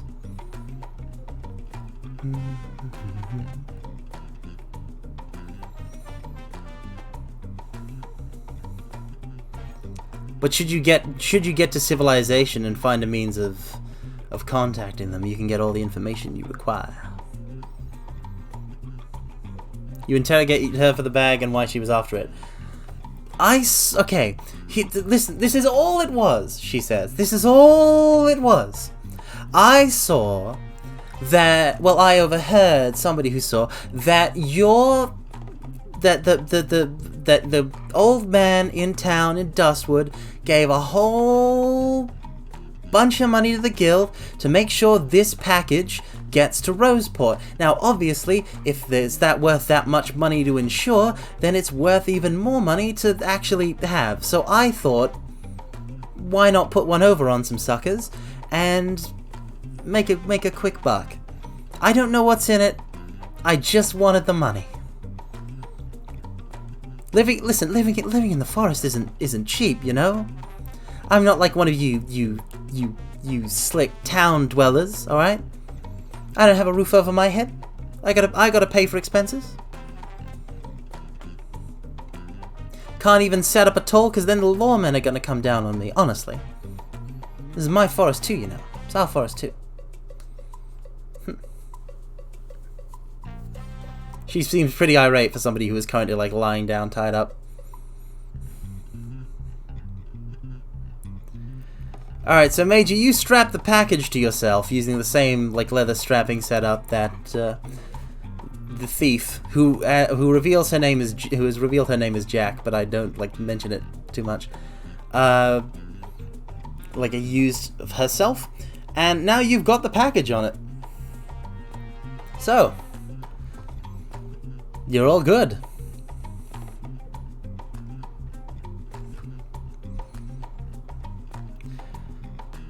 I can't. Oh yeah. Okay. Oh, and in response to you, Mermaid Melody, she says, "I doubt it." But she does kind of look a little lost in thought afterwards. So as you're all kind of turning to sort of leave, with or without the quote-unquote prisoner, there is the sound of distant thunder. And overhead, the sky, which was very clear just a second ago, is now dark from the grey storm clouds up ahead, up above.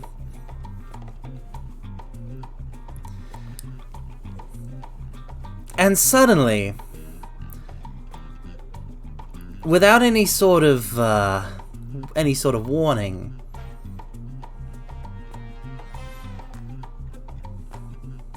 welcome, Tom Pakistan. Welcome. I'll give you a head shake. Wah! We're playing a tabletop role-playing game. Melody, you're just carrying her on your shoulder, regardless of whether you leave her here. Yeah. Oh, the rules first.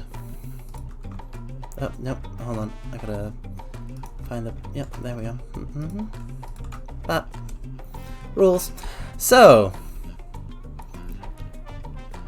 suddenly, without warning, in your midst, like literally, like what happens is lightning flashes. Like nearby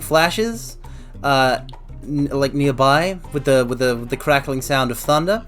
And it causes like a bright flash, and in the span of that one bright flash where none of you can see for like that 1 millisecond because of the lightning, in your midst there now stands a man. This man is he's dressed in very fine sort of regal attire, sort of like very high class aristocratic wear. He's got a cravat, a really fancy cravat, in addition to like a handkerchief in his breast pocket. He's got cufflinks, fine boots. It's sort of very regal attire. The only thing that and his hair is tied in this sort of like short ponytail. Also looking quite, he looks spick and span and very sort of like a noble person.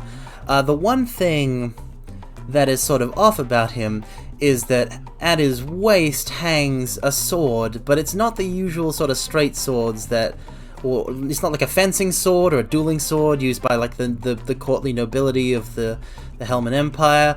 It's not it's not like a simple adventuring sword from around these parts. It's a slightly curved blade. It's the Far Eastern weapon that you know as a katana, and it hangs at his hip within its sheath.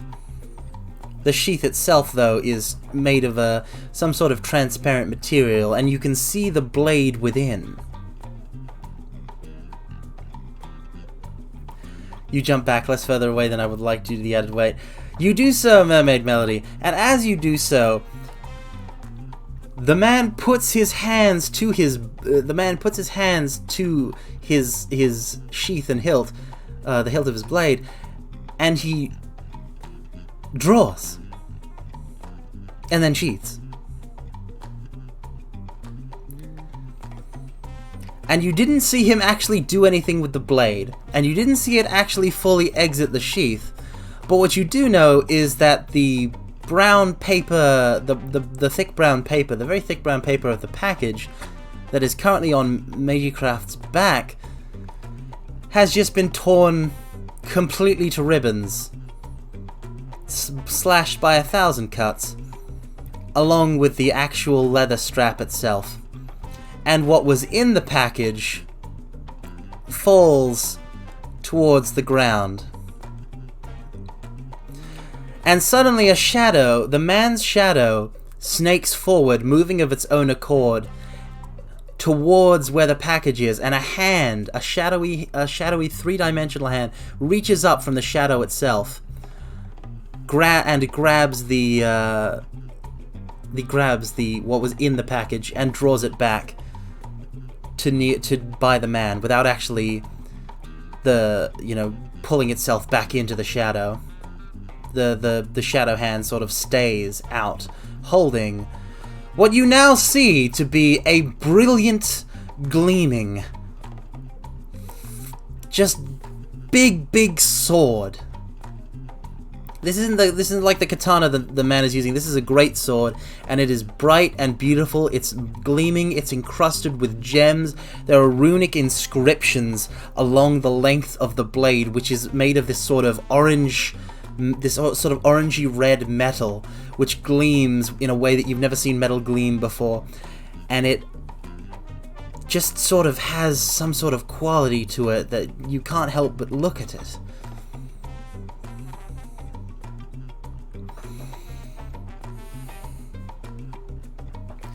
And the man turned.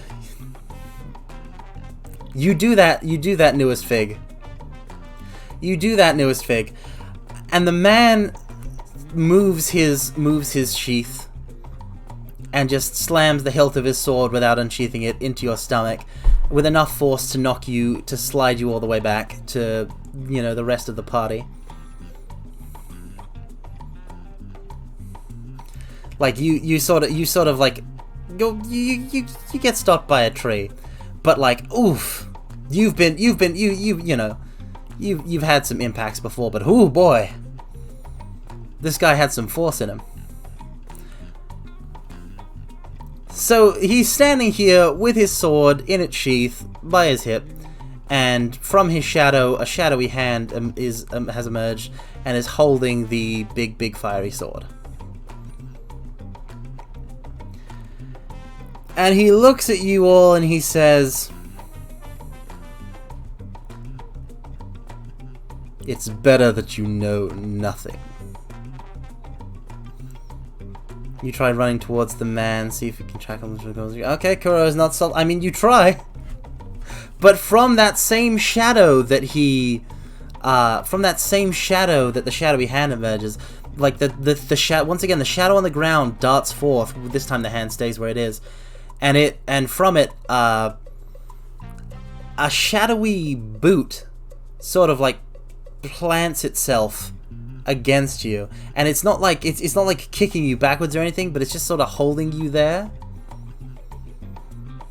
so that you can't and it's trying to block you, and it's impeding your progress, so you can't get a good charge up going.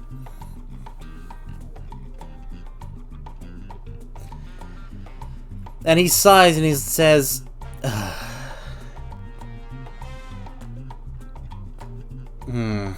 You're all going to be a problem, aren't you? Alright. And he clicks his fingers and disappears. The sword, like, he grabs the sword with his other hand from the shadow hand, and he disappears.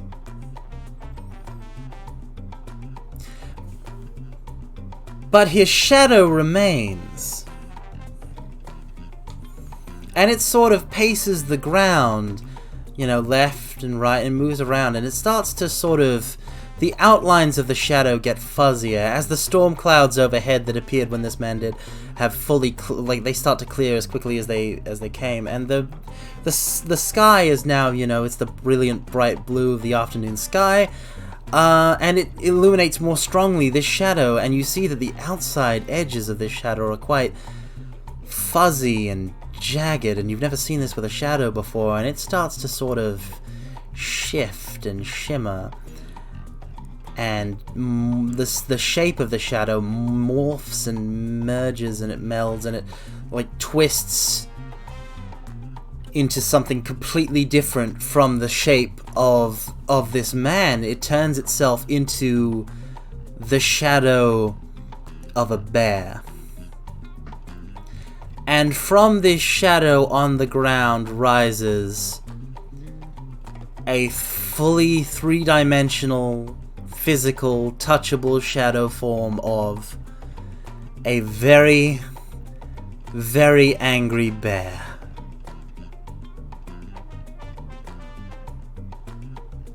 The shadow bear wants to fight. Alright, Siniskulla, we'll take you out of the party then. Bye-bye. Da-da-da-da-da.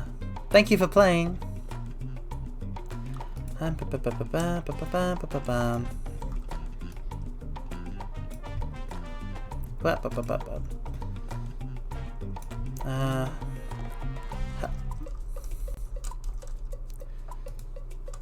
then there were 4.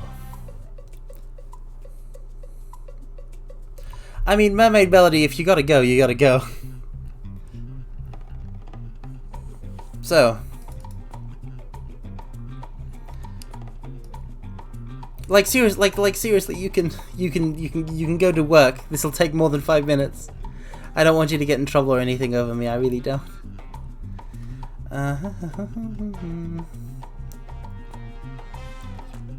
You don't gotta go, but like I'm just saying that like I hope I don't cause you any trouble.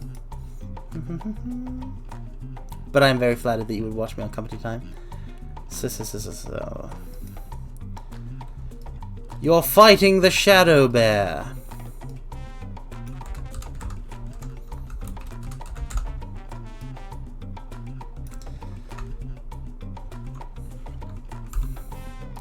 The challenge number is 150.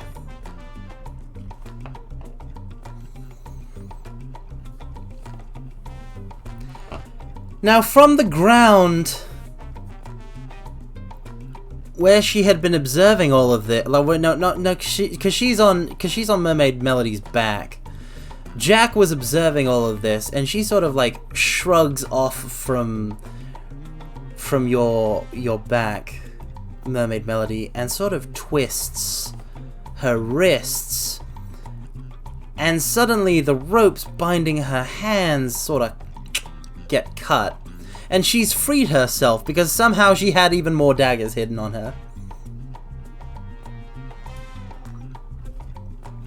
And now that Jack is free, she sort of like sees this bear and is like,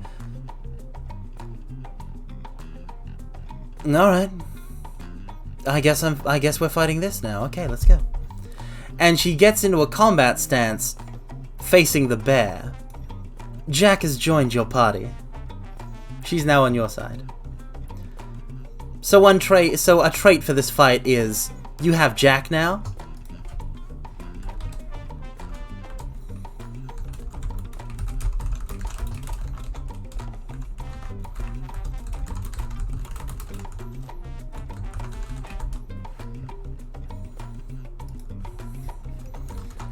And she's gonna take an action every turn, just like one of you guys.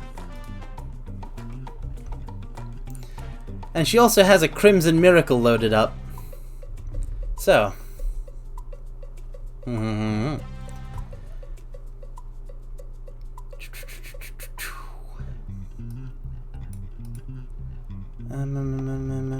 Yep.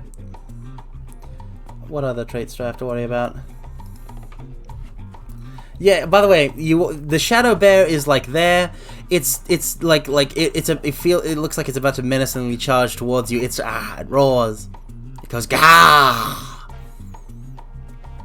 in a sort of twisted, distorted way. And it's your turn. What do you do?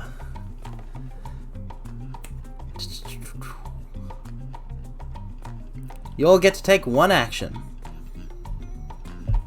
Ba-bum-bum.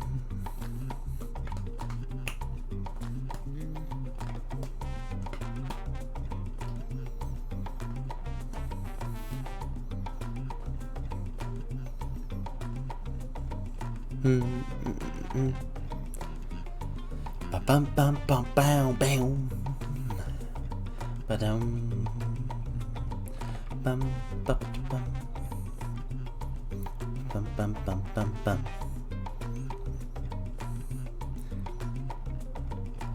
What do you do? What action do you take against this shadow bear? This three-dimensional shadow bear of shadow. I'm loving the dialogue. You guys really embrace the role playing in a way that I just adore. Alright. Another fire spell and attack the bear with magic. So you're gonna slam this bear with some fire magic, a fireball or something like it. Okay. Rolling.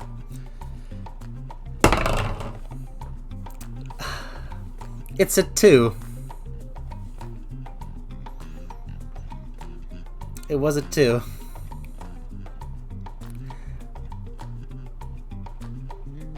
It's not a 1. You can re-roll it if you'd like to, but at the moment it's a 2. You can keep it if you like.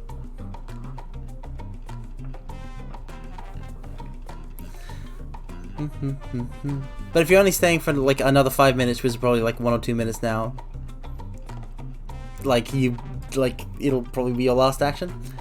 But you do you. No need. Maybe it resists fire. No, it definitely doesn't resist fire. It's gonna take the 2. Like, even a 1 technically reduces the challenge rating by 1, like the challenge number by 1. Even if you get knocked out on your turn, you're still gonna deal the damage you deal. But yeah. So on a 2, you cast a fire spell at it, but the amount of fire you poured into your blade earlier has sapped your power a little bit, and when you shoot out the fire, it's nowhere near as large as you were expecting. It's a small little fire, a little flame spark. And it hits the bear and it does a little bit of damage, but it's pretty minor. 148.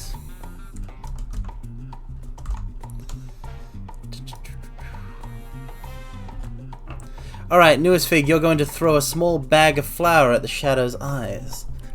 Ooh. That's a 1! You can re-roll it if you wish, or you will be incapacitated.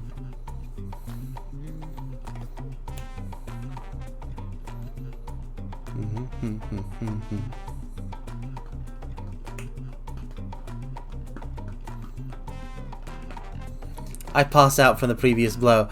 Oh, are you actually keeping it? You're not gonna re-roll? You're gonna take the hit? You're not gonna alter fate?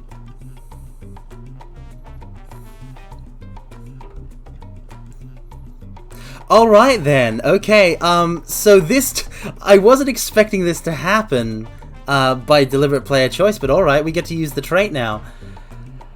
So this challenge has another extra trait. So what happens, let me describe it first, newest fig, as you pass out from the blow that the swordsman inflicted upon you, you sort of like fall forward.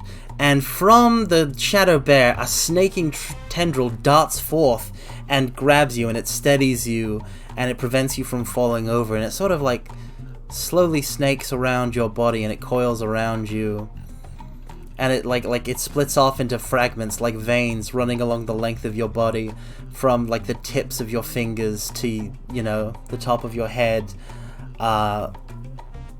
And you now look like you have all these purple, like blood vessel, like shadow vines encompassing you, emerging from the bear. And you're unconscious, but your eyes are open, and your eyes are fully just black. Like a full absence of light. There's nothing in there. And you turn around and face the rest of the party standing with the bear.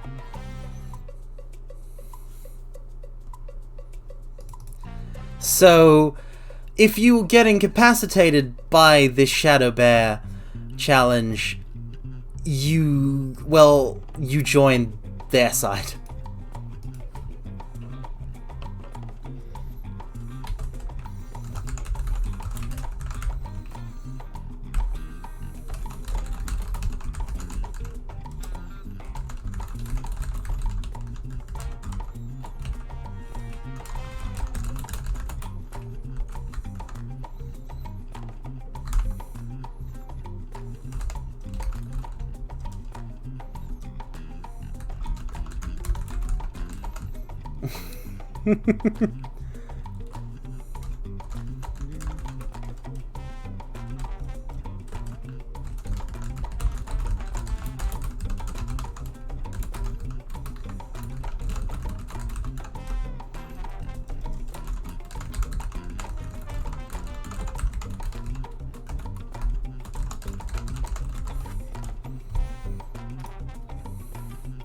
Okay, so basically the way this works is, if you deliberately target your friend, you'll still reduce the challenge rating, and you'll also get a chance to fully knock him out free from the shadow control. Or, if you roll a 20 while you're attacking a possessed person, they are revived and they get to join the battle again. So, and I get plus 1d10 on my turn. Okay, so, yep, and now Magecraft is going to throw the cleaver at the bear. Whoop. That's a 6. You toss the cleaver. It arcs through the air, and it just like lands. It almost hit the forehead, but it just kind of sails past and like does a sideway, like lodges into the side of the bear. Decent hit. 142. Okay. So Mermaid Melody did an action. Magecraft did an action. Newest Fig did an action. Crow is not salty. You do have an attack. You do have a turn.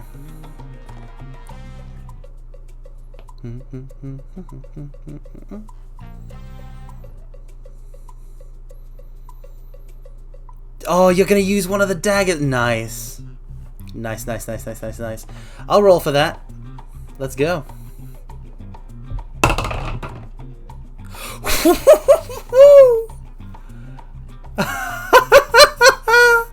I can't believe this. I'm looking at it upside down. Let me turn the die around, and yep, that's a 16 if ever there was one. You're not even going to give me a turn of him, are you? You're not even going to give me a turn of Newest Fig. No, you just, like, you sprint.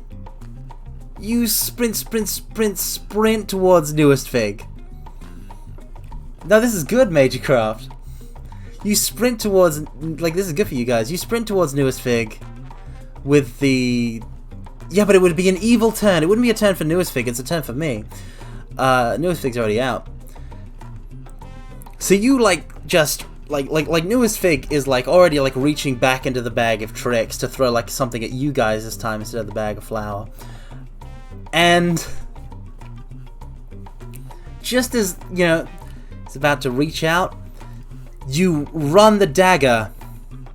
You run the dagger through the ground where the shadow connects to Newest Fig, and you like cut the connection, and the purple veins, the purple shadowy veins, just sort of like writhe as if like they were a dying, some sort of dying worm, and then they all just sort of poof, vanish. The color returns to Newest Fig's eyes as they slump towards the ground, unconscious once again. For real this time, without being possessed. And that's 16, so that's going to take away 16 from the thing. Now it's Jack's turn. Yes, it is.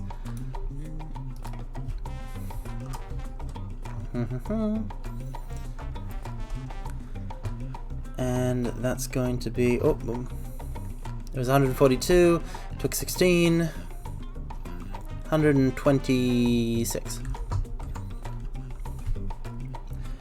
Alright. Now it is Jack's turn, and Jack is going to use a Crimson Miracle. Ban that.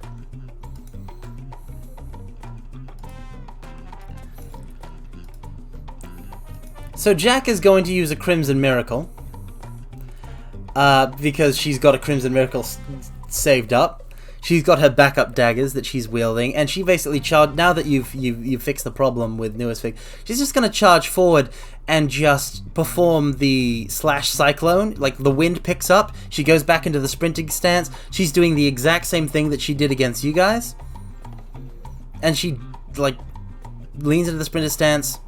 The wind picks up behind her, and she just goes and starts like spinning around, like cutting the bear so many times, like jumping over it while spinning Beyblade style to just cut into it again and again and again. What if the bot joins the party? Low chance of that happening. So she'll roll 3d20, because this is what happens. So now that she's rolling as a player, she's using Crimson Miracle as a player, which means it's 3d20. If you guys get a Crimson Miracle, you can use 3d20 too. 17... 15, 8, but that's a 10. So 17, 15, and 10 is 30, 42. So that's 40, so that goes down to 86, 84. Nice, nice, nice. So you're still strong enough to pull that off, huh? She sort of like turns to you, Mermaid Melody, and is just like after she's finished as that blade dance, she dashes back to where she was. She like rolls her shoulders, cracks her head side to side, and she like looks at you and is like, I mean, it's not that. I mean, it's just a little something I picked up. It's not that hard. I could teach it to you if you like. And now it's the bear's turn. So the bear is just gonna kind of run forward and attempt to maul you guys, and the bear's gonna roll 15, 14, 30, 29, 104, 113.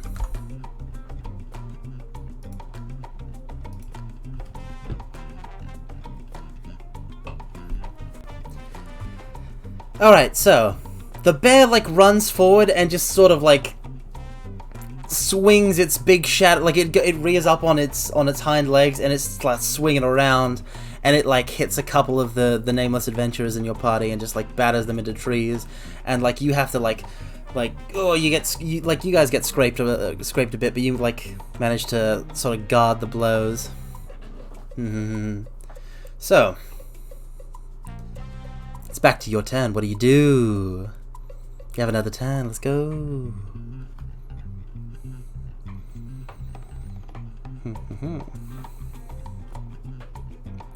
I didn't get the extra D10 that I would have gotten. You nipped that right in the bud. Am I out for the entire fight? Oh yeah, no, Sveg, you're out for the entire... No, you're not out for the entire fight. You're out for the entire session. If you get incapacitated, you're out, you're out. So it's just Meiji, Mermaid Melody, and Kuro is not salty. It's in the rules.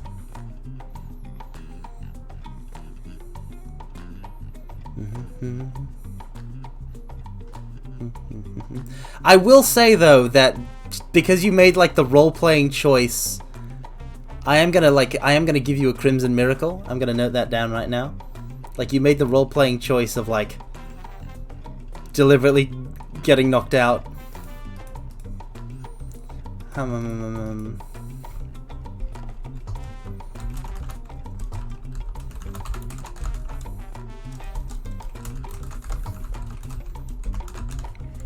You enchant your blades with serrated ice and dash to slash it. Okay, Mermaid Melody, let's go. You do another quick little blade twirl as you enchant it. Like serrated ice, like grows from the center of it and sort of spreads out along the blades, making them a little longer, making them a little more jagged and sharper. Of the double saber, and you roll an 8. You roll an 8. So on an 8, you dash, you slash, you sort of like you slice through the entirety of the shadow bear, but being made of shadow, it doesn't like split apart or anything like that. But you do manage to sort of like freeze a bit, like its leg gets caught just a little bit. So like a little bit of the ice remains on the leg, so it can't really move as fast anymore. Down to 105.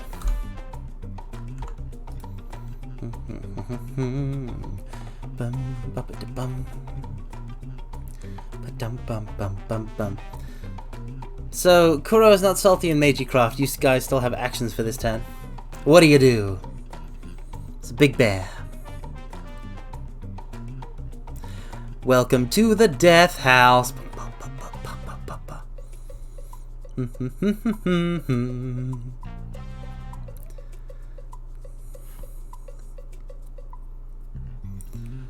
You're gonna go attack the bear straight on? Alright, rolling for that.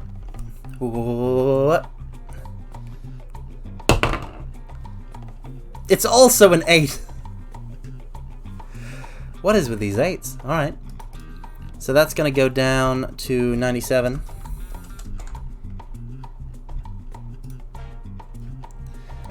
And on that, you do it like you jam the knife straight into like the skull of the shadow bear and like sort of like drag it downwards, but it's made of shadow, so it reforms, but like there's a sort of mark left there where the shadows at two ends can't fully meet, so there's kind of like a gash along the top of the skull.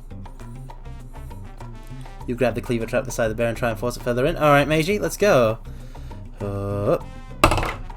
3! I'm sorry for whatever luck God has cursed my hands for you guys.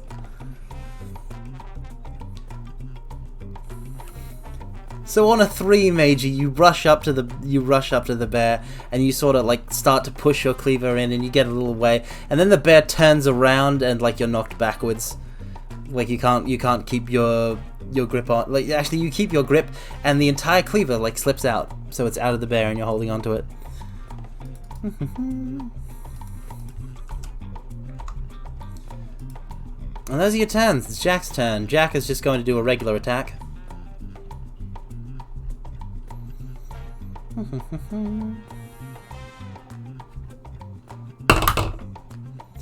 18. 18. Apparently only my characters get to roll good. What is this? You're witnessing my luck weirdness like in real time. I should have figured that this would be what messed with me running a TTRPG.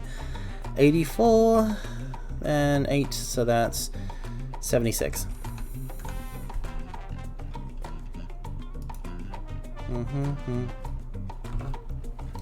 Alright, and now the bear. Okay. Now the bear is going to... What action do I have?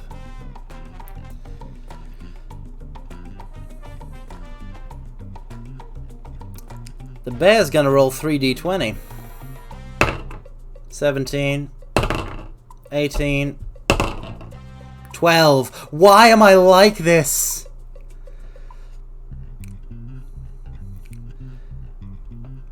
(13, 18, and 12. On a 13, 18, and 12. 12 and 8 and 18 is together like 30.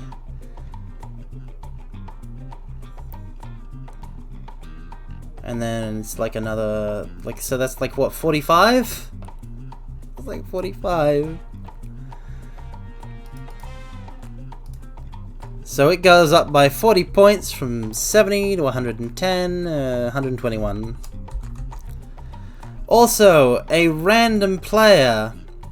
So what it actually does is it just goes berserk, it roars, it bellows, and it just starts running around the battlefield, like gnashing with its bare teeth, like loping around on all fours, just sort of like swinging around. And let's see.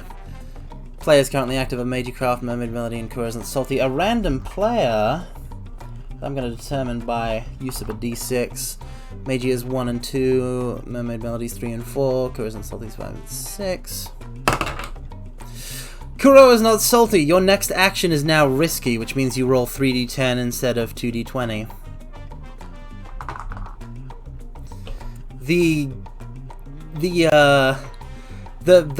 You're bleeding now, basically. The bear, during its rampage, actually manages to sort of like gash its teeth into you, and now you are bleeding, not too profusely, but like moving around isn't advisable in this state. So if you attack, it'll be risky, which means you have a higher, greater potential reward and more consistency of getting above a 10, but you have a higher chance of rolling a 1 because it's 3d10. But you can still alter fate at the moment because you should still have some of that left. So it's your turn. What do you do? What do you do, mortals?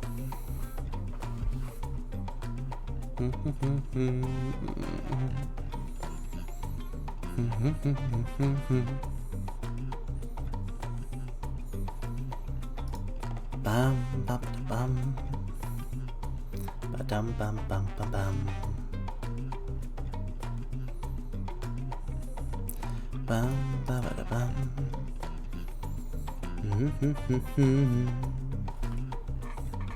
Bum. Bum. I'm just sitting here watching this role-played exchange and loving it. You pull the blade out of the bear skull, and try to flip to the back end of the bear to attack it. So you're going for a back attack, alright. We're rolling 3d10. And because I have multiple d10s, I get to roll them all at the same time. Because this action is going to be risky. Because you're bleeding, Kuro is not salty. 4, 3, and 4. So that is a 7 and a 11 total.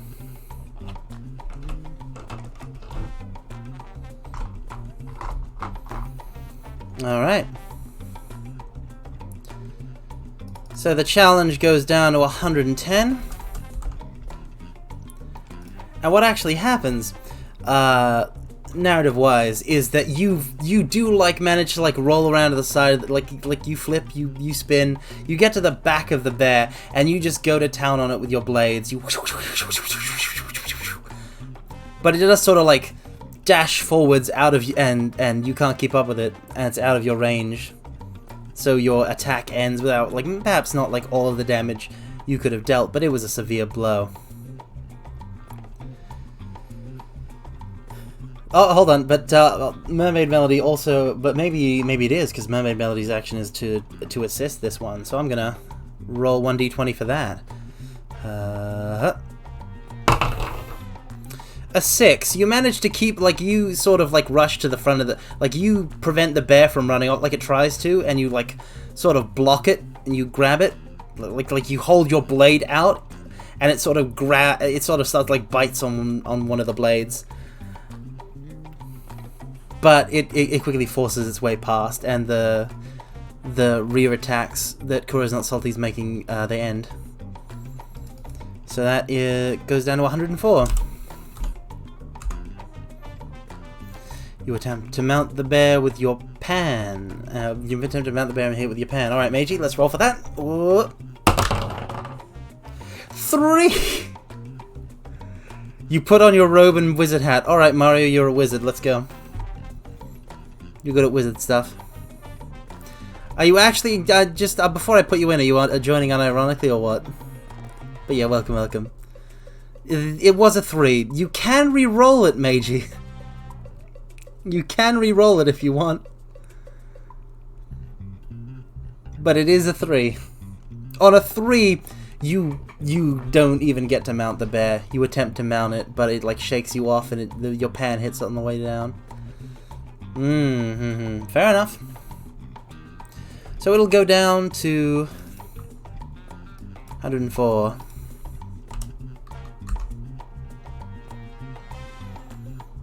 Go down from 104 to 101. I cast Bear Missile. Mario, you like I asked you if you're unironically playing.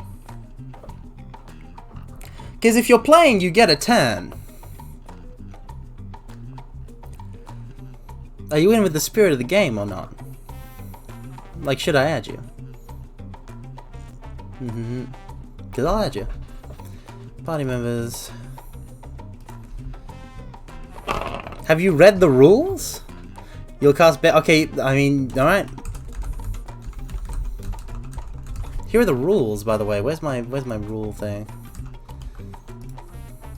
Bear Missile. I mean, it's a spell. Any spell that you can name is a spell, as long as it's not too silly. I'll accept Bear Missile.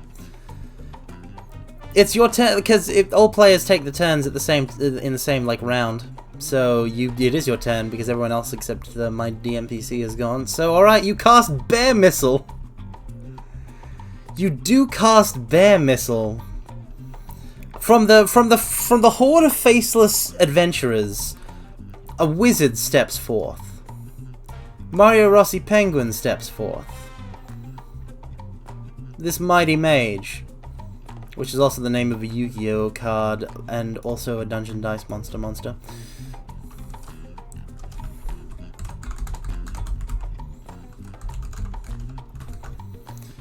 Okay, and this mage chants the spell Bear Missile. Rolling. It's an 11. From the outstretched hand of Mario Rossi Penguin, a phantasmal bear head appears, and it launches itself at the shadow bear. And in this bright pink, glowing, like phantasmal bear head, just explodes. It explodes against the face of the shadow bear, and you'll take. It'll be. By the way, I should put like an X next to Noah's Fig so we know he's out. It'll be 11, so that's down to 90. Such powerful bear magics. Alright, now Jack will roll, and she will get a 20. Why do I roll the 20 when it's for... Okay, listen. I'm the only one rolling these dice. I'm the only one rolling these dice. But when you guys are rolling, like, your rolls are like so-so, and when I'm rolling for whether it's for the challenge or for, like, me, like, or for, like, you guys, because, like, the DMPC, like, it doesn't matter if it's Jack or the bear, they're on different sides. They both get good results. And this is the thing, I was waiting for somebody to roll a 20 because this challenge, okay, because 20s explode, so you get to roll another die. And this challenge has a trait where if you roll a 20, you get to attack again. So I'm like, it seems like I'm rigging this. And I hate that. But I'm going to abide by the rules that I set up. And it's 20. So Jack dashes forwards and just goes... And she says, "It's time for Jack to let her rip." And then she... welcome, Big D12, welcome. And then she just goes full genocidal bloodlust mayhem on the bear with her daggers. And I'm going to roll once again for the... What do you mean the rotation is set up? That's nothing, Newsfig. So I'm going to roll the exploding die first. So that's 10, so that's 30. And now I get to roll another because she's taking another turn. So she finishes that and then dashes forward to attack. Okay. So what actually happens is, because this is a trait, this isn't Jack. So Jack does let it rip and does 30 damage, but she gets to attack again. If you roll 2 20s, do they explode again? In a regular, any sort of challenge, if you roll the 20 and then you roll the 20 again from the explosion die, that die also explodes, you get another one. So the challenge is down to 60. And then, what happens is, as Jack hits it with the, with the whirlwind of death, the shadow sort of distorts. It sort of like shifts, and it it's a shadow, but it seems to get like sort of staticky, like the shades of darkness sort of shift to a sort of staticky pattern, and it's sort of, for a second there, the bear itself starts splitting in half from from the top of it, like the two sides sort of leaning out, like they're opening.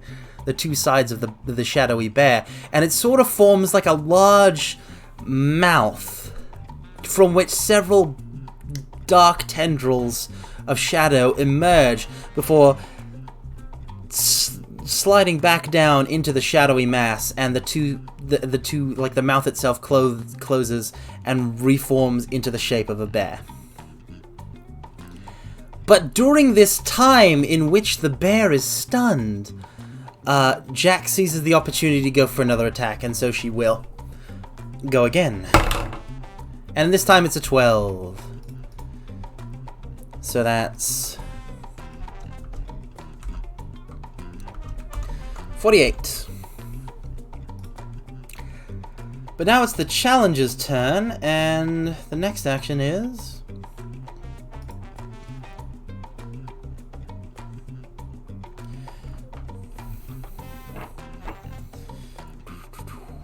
$3d20.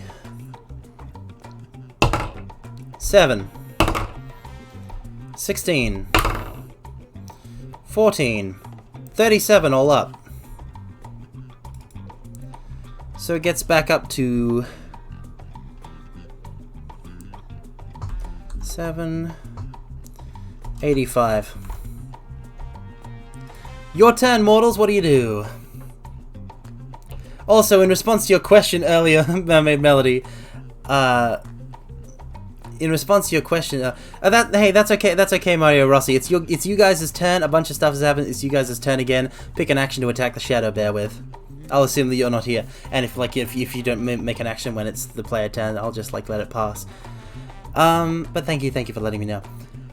But yeah, in response to what you said earlier, Mermaid Melody, Jack just kind of shrugs and just says,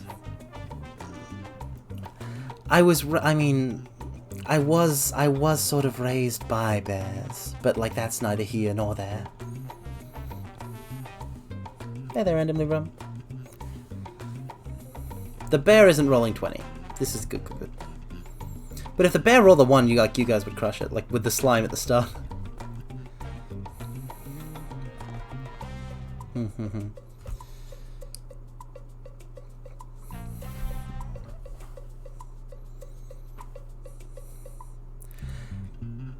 Well, yeah, I can talk to bears, Jack says, in response to what you said, Cora's not salty. I can talk to bears, but, like, this isn't a bear, this is a shadow. I can't talk to a shadow. Like, this isn't a bear. You just saw, this isn't a bear, I can't talk to this bear. You're gonna chant an ice spell to freeze the legs. Alright, Mermaid Melody. Rolling. Everyone else still has to pick an action for that turn. Rolling. 11. Goes down.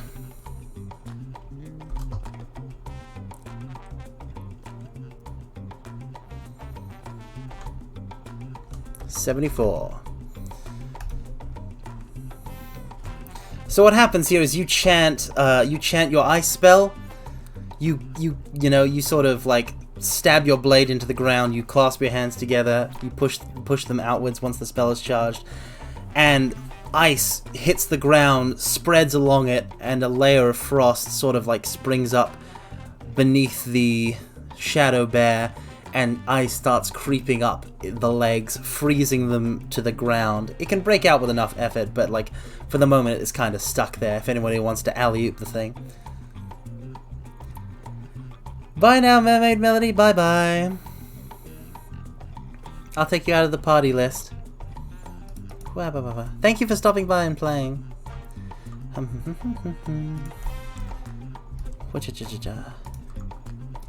Da-da-da. Dunzo. No prob, no prob. Everyone else has got to take their actions though. While you're doing that, we usually end the turn with Jack's action, but Jack is a player, so I can take Jack's action whenever. So while you guys are thinking of an action, Jack is going to attack the bear. Maybe this will fix the luck thing. Attacking out of order. So Jack is going to just dash forward and swing her daggers at the bear again. Whoop, up, up, up, up, up. What? You're not got the... I'm going to lose all credibility. I'm going to lose all credibility.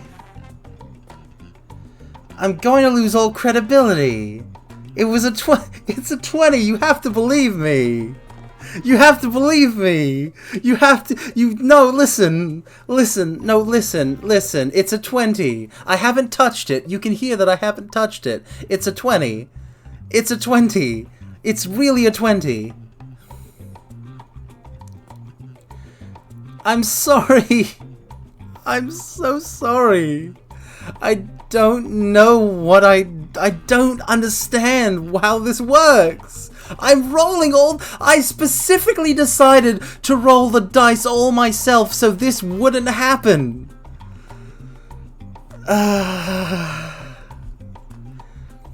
So Jack once again goes full genocide Jack. Full Jack the Ripper.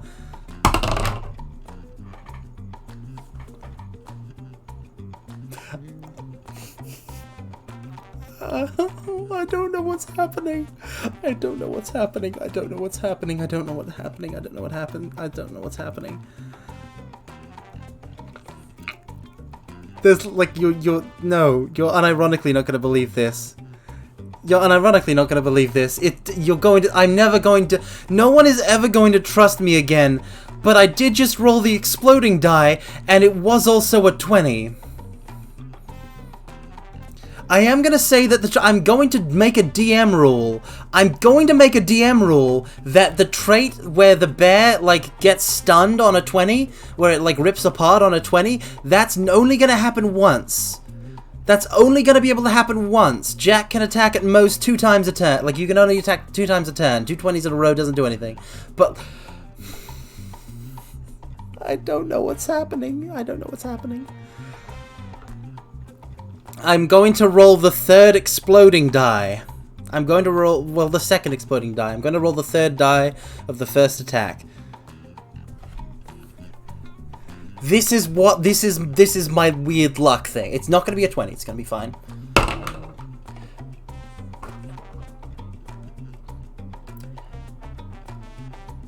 It wasn't a 20. It wasn't a 20. It wasn't a 20. It wasn't. It was a 19.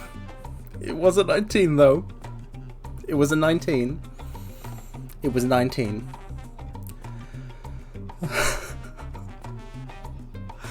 I'm internally screaming right now because all of my credibility as a game master is being shot out of the window right now.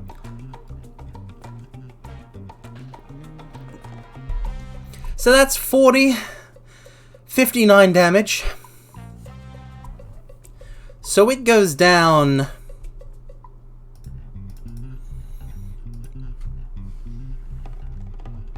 I'm never including a DMPC in this system again. Somebody else, like if somebody else were to run it, they could do that, but not me. My luck is too weird. So that's 59. So it has 15 left.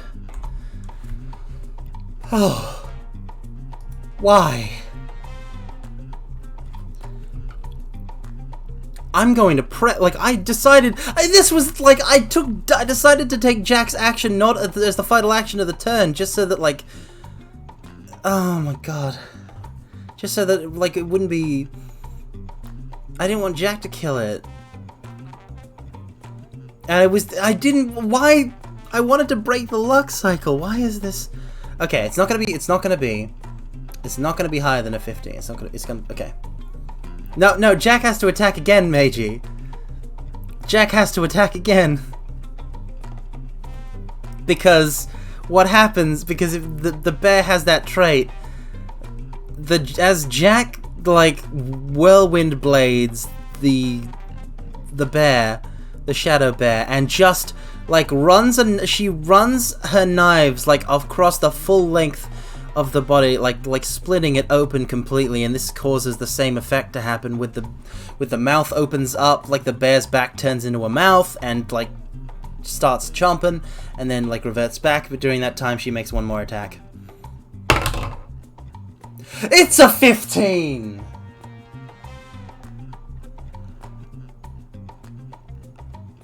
What is even the point of this? I don't... You're literally, like, I don't, like, you should think that I'm dying. I mean, I'm lying. I mean, the bear's dying. I'm, like, you should think that I'm lying.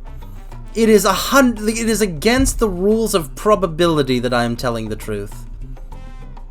But I'm not lying. And you're gonna think I am. Because I would think that I would be very suspicious of this. But it's what I'm looking at.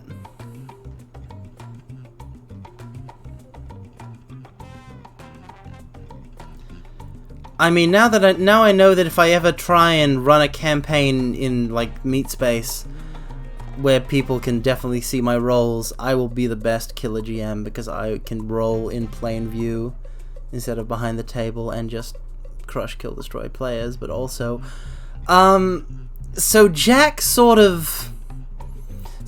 did 59 damage and then another 15 for the entire total of 74 that the enemy had left.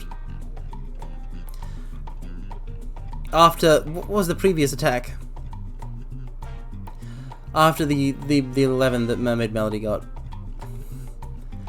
I'm so sorry. I'm so sorry, but Jack has killed the bear. Ba ba ba ba ba ba ba ba ba.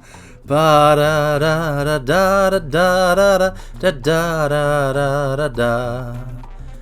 Ba ba ba ba ba ba ba ba ba ba ba ba ba ba.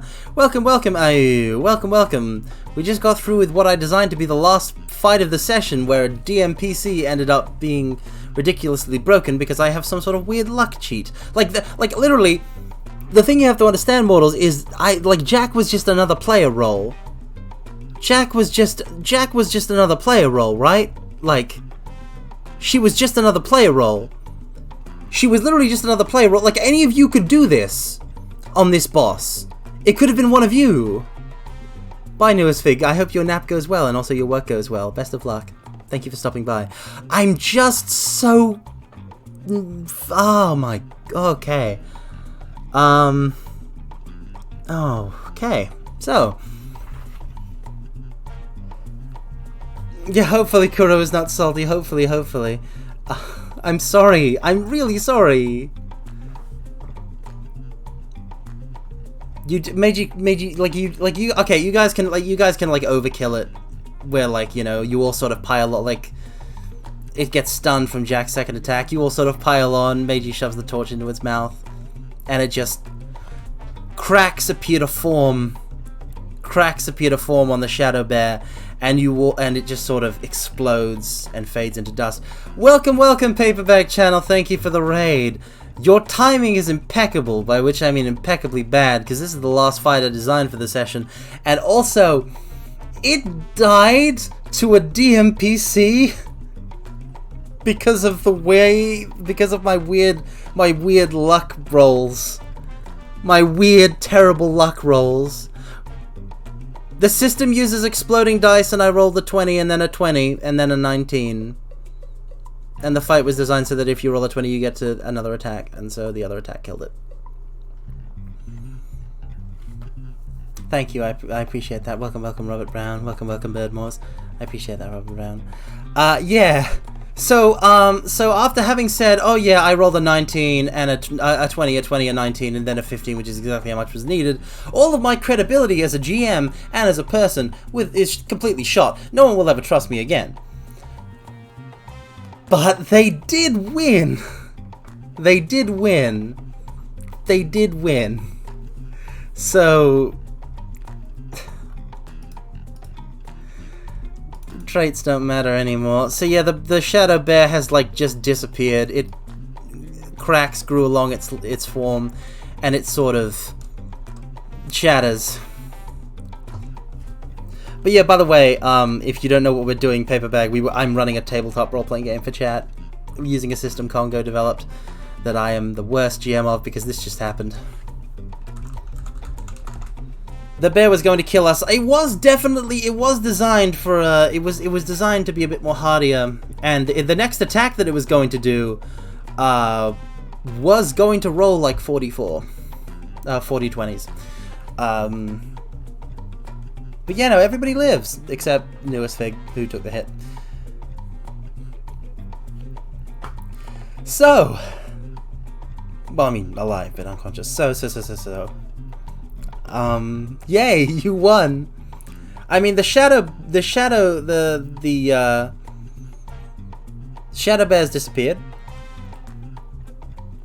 but you still lost the package containing what you now know to be a really cool sword. So unless you can track down that sword, you're not going to get your money from the guild, and finances are going to remain pretty tight.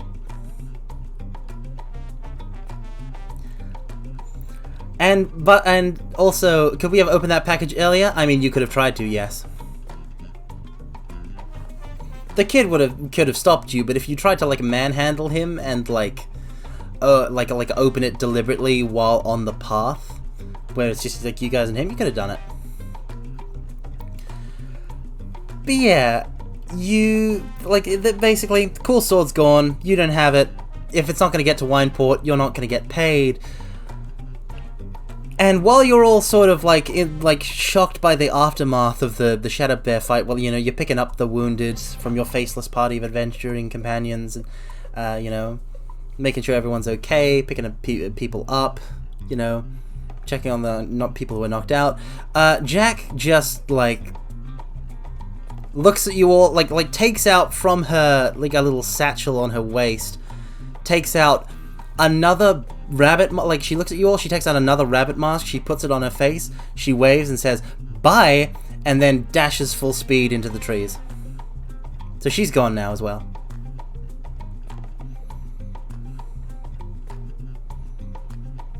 It's just you guys and, well, nothing.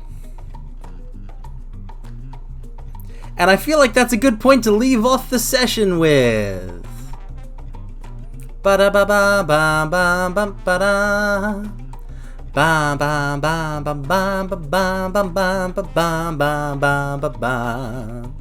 did beat every challenge I threw in front of you with very. I just want to say props to literally everybody in chat that that played ball with this, because I was very nervous about running a tabletop RPG, and I feel like I did a terrible job of it.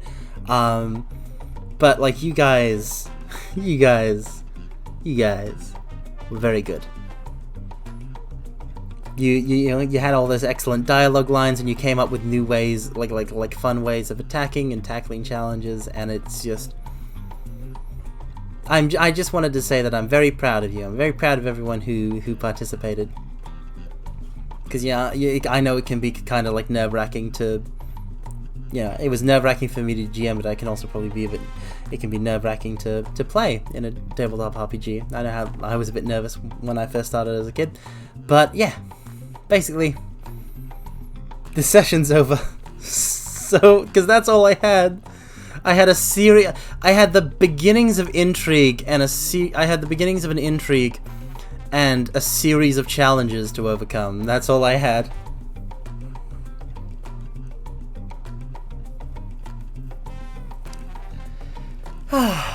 So.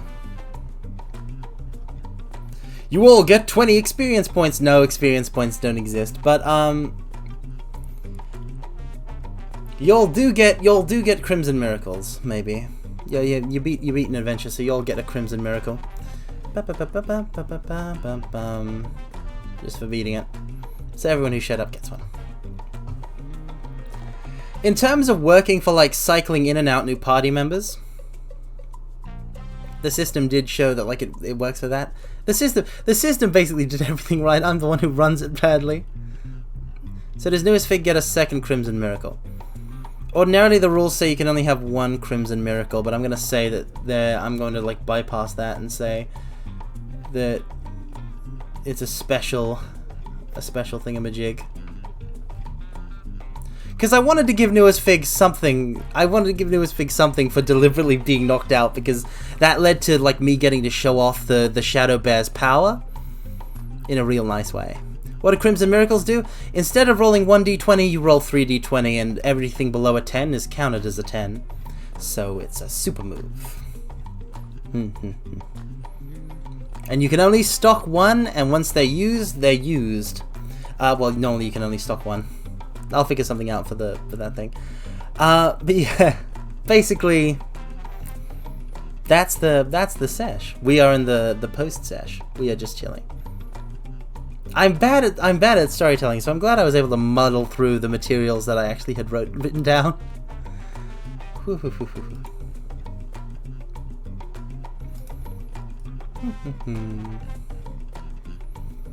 So thank you all for coming to my TED Talk.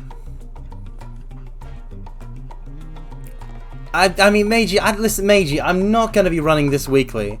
This is not the new Friday thing. This is bi-weekly at best, and I don't know if it'll even be that. It might be monthly. It's possible. I had to put in what I did today was terrible and not like very good. And it took me like to be fair, I did put it together in about a week. But it was a lot of effort on my part just to get that these small scatterings. Besides, Stranger of Paradise is on the horizon, and I've got the demo to go play. BT dubs. If it's monthly, please consider a weekend time slot, because I'm very important. I have like the time slot thing for this is very because the thing is I want it to be playable by, I want people to be able to play it. I want people to be able to show up. It's very important. But the thing with my stream times is I've noticed that for a lot of people they're very unfriendly times. So I don't know if I should move just this session to a non-standard Carmine time, if that would be good or bad. And I don't, but then isn't that unfair of the people who the times are good for? And it's a whole thing. I'm bad at thinking. I wish everyone could just make my decisions for me. I need a manager that is just Carmine, do this, Carmine, do that. But yeah, HoloLive EN mail auditions are open apparently, and the Final Fantasy Stranger of Paradise demo is out, so the world is currently tipsy-turvy upside down.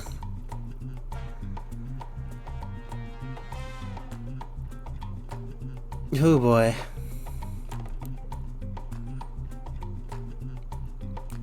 Hollow Mine. It's a big thing, because if I audition, it will be with the understanding and knowledge that I don't know if there's you're not allowed to say that you're audition. I'm not saying that I'm going to audition, because if I do audition, it would be with the knowledge that I wouldn't get in. Manager? Sorry, manager? Sorry, manager? Yeah, manager. I will say that I take plenty of misses, though. But yeah. Listen, in the immediate future of when I'm gonna end this stream, which is soon, I'm not gonna go prepare an audition. I'm gonna go chill and play the Stranger of Paradise demo, because I have to learn how Samurai plays, and I've got to level up my pugilist a bit more, and etc, etc. But thank you all for the encouragement. I very much appreciate you. Thank you. Is it over? It's over. You won. purely through your own efforts and none of my bull. Oh my god. Oh my god. Oh boy. I still can't believe that happened. I'm mad at myself. But yeah. Randomly prompt, don't you talk about... I don't want to talk about... It's not fair! You're supposed to be the ones that roll well. It's the same hand doing the same action. Why only... why is it only things I have control over? I can complain about my own nonsense later. Let's find a raid target. Paperback, since you raided into me, do you have any suggestions? Because it's not that long after you raided us. So if you have like a secondary target you want me to throw everyone over to, that you can vouch for. Who is on at this time? Karagi channel. Hold on. Don't I follow Karagi?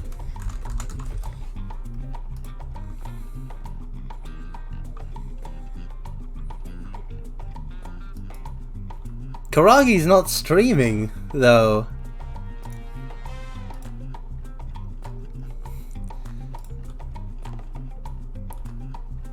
Do you just raid Karagi when like Karagi isn't live? That's like that is a Chad move, but also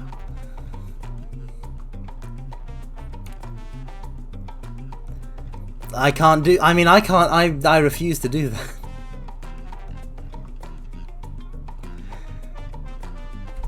It's a Chad move, but it's also a crime against viewers.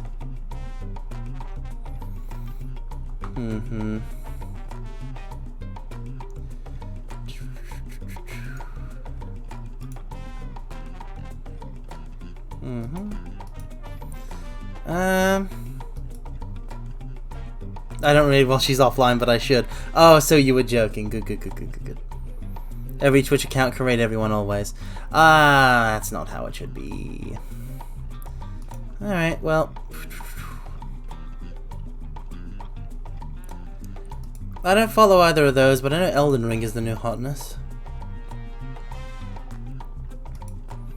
Let's pass them over to Zet then.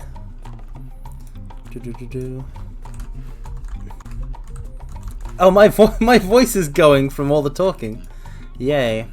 No, it's fine, it's fine. It's only slightly going. Elden Mine? No, but hold on. How about Strawberry Tofu? Hold on. You can't introduce a new element. You can't just suddenly introduce a new element at the end. I'm gonna be curious. I'm gonna ask who they are. I'm gonna try and look them up.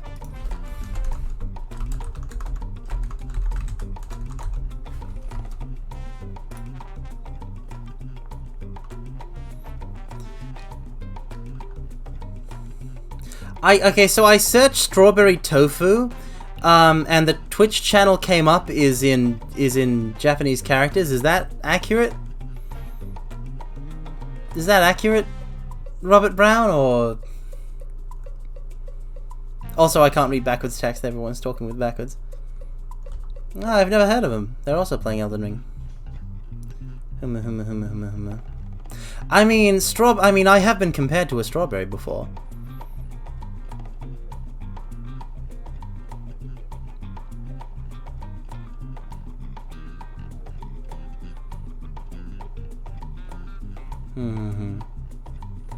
Why not? Take chances. I'm not a tomato. I'd rather be a strawberry, not a tomato.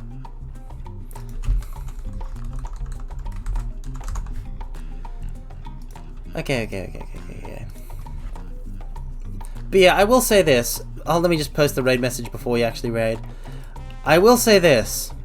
When it comes to Elden Ring is the new hotness. Everyone's talking about Elden Ring. When Elden Ring came out, all of these VTuber friends of mine, they started playing their Elden Ring. And I'll say this right now. I'll say this in front of chat, in front of everybody, in front of the entire internet. And you can clip this, okay? Elden Ring will not be the game of the year of 2022. in any opinion that counts, because it will be Stranger of Paradise that is the superior game. That's right, you heard it here first, folks. Stranger of Paradise, a better game than Elden Ring, superior to Elden Ring. Here's the raid message. I am tempting fate. I make this declaration to the entire world. Chaos. I'm here to kill chaos.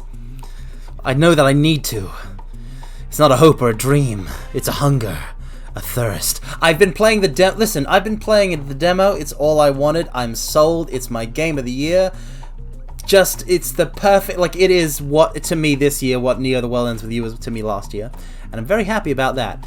So there's the raid message. We're going to raid Strawberry Tofu, who is playing the Elden Ring. Oh, Elden Ring. Is the demo pretty good? You were always a blue mage, and I used the soul shield that lets you steal techniques. When a bomb cast fire on me, it gave me 3 casts of fire. I cast the 3 casts of fire on the bomb. It does 0 damage, but because the bombs grow like larger every time, it triggers a self-destruct, and the bomb blows up and damages other enemies, but not you if you're far away from it. So I'm describing it weird, but basically it was the moment where I went, yep, this game is the good game. It's the good new Final Fantasy game. It's actually good. Let's go. Like, you'll see in a week. In a week you see. When the time that we started this stream today, at that time, next week, all Stranger of Paradise, and we just don't stop. Now, you've given the raid message. I'll just say, thank you all so much for coming. You are all wonderful people, wonderful mortals, and I hope you have a good rest of your day or something just rest. Now, I shall send you through the portal to realms unknown. Commence the unlimited Omega Reverse, Umbral, Shining, Royal, Majestic, Incandescent, Infernal, Draconic, Demonic, Meteor, Hellfire, Raid! Farewell.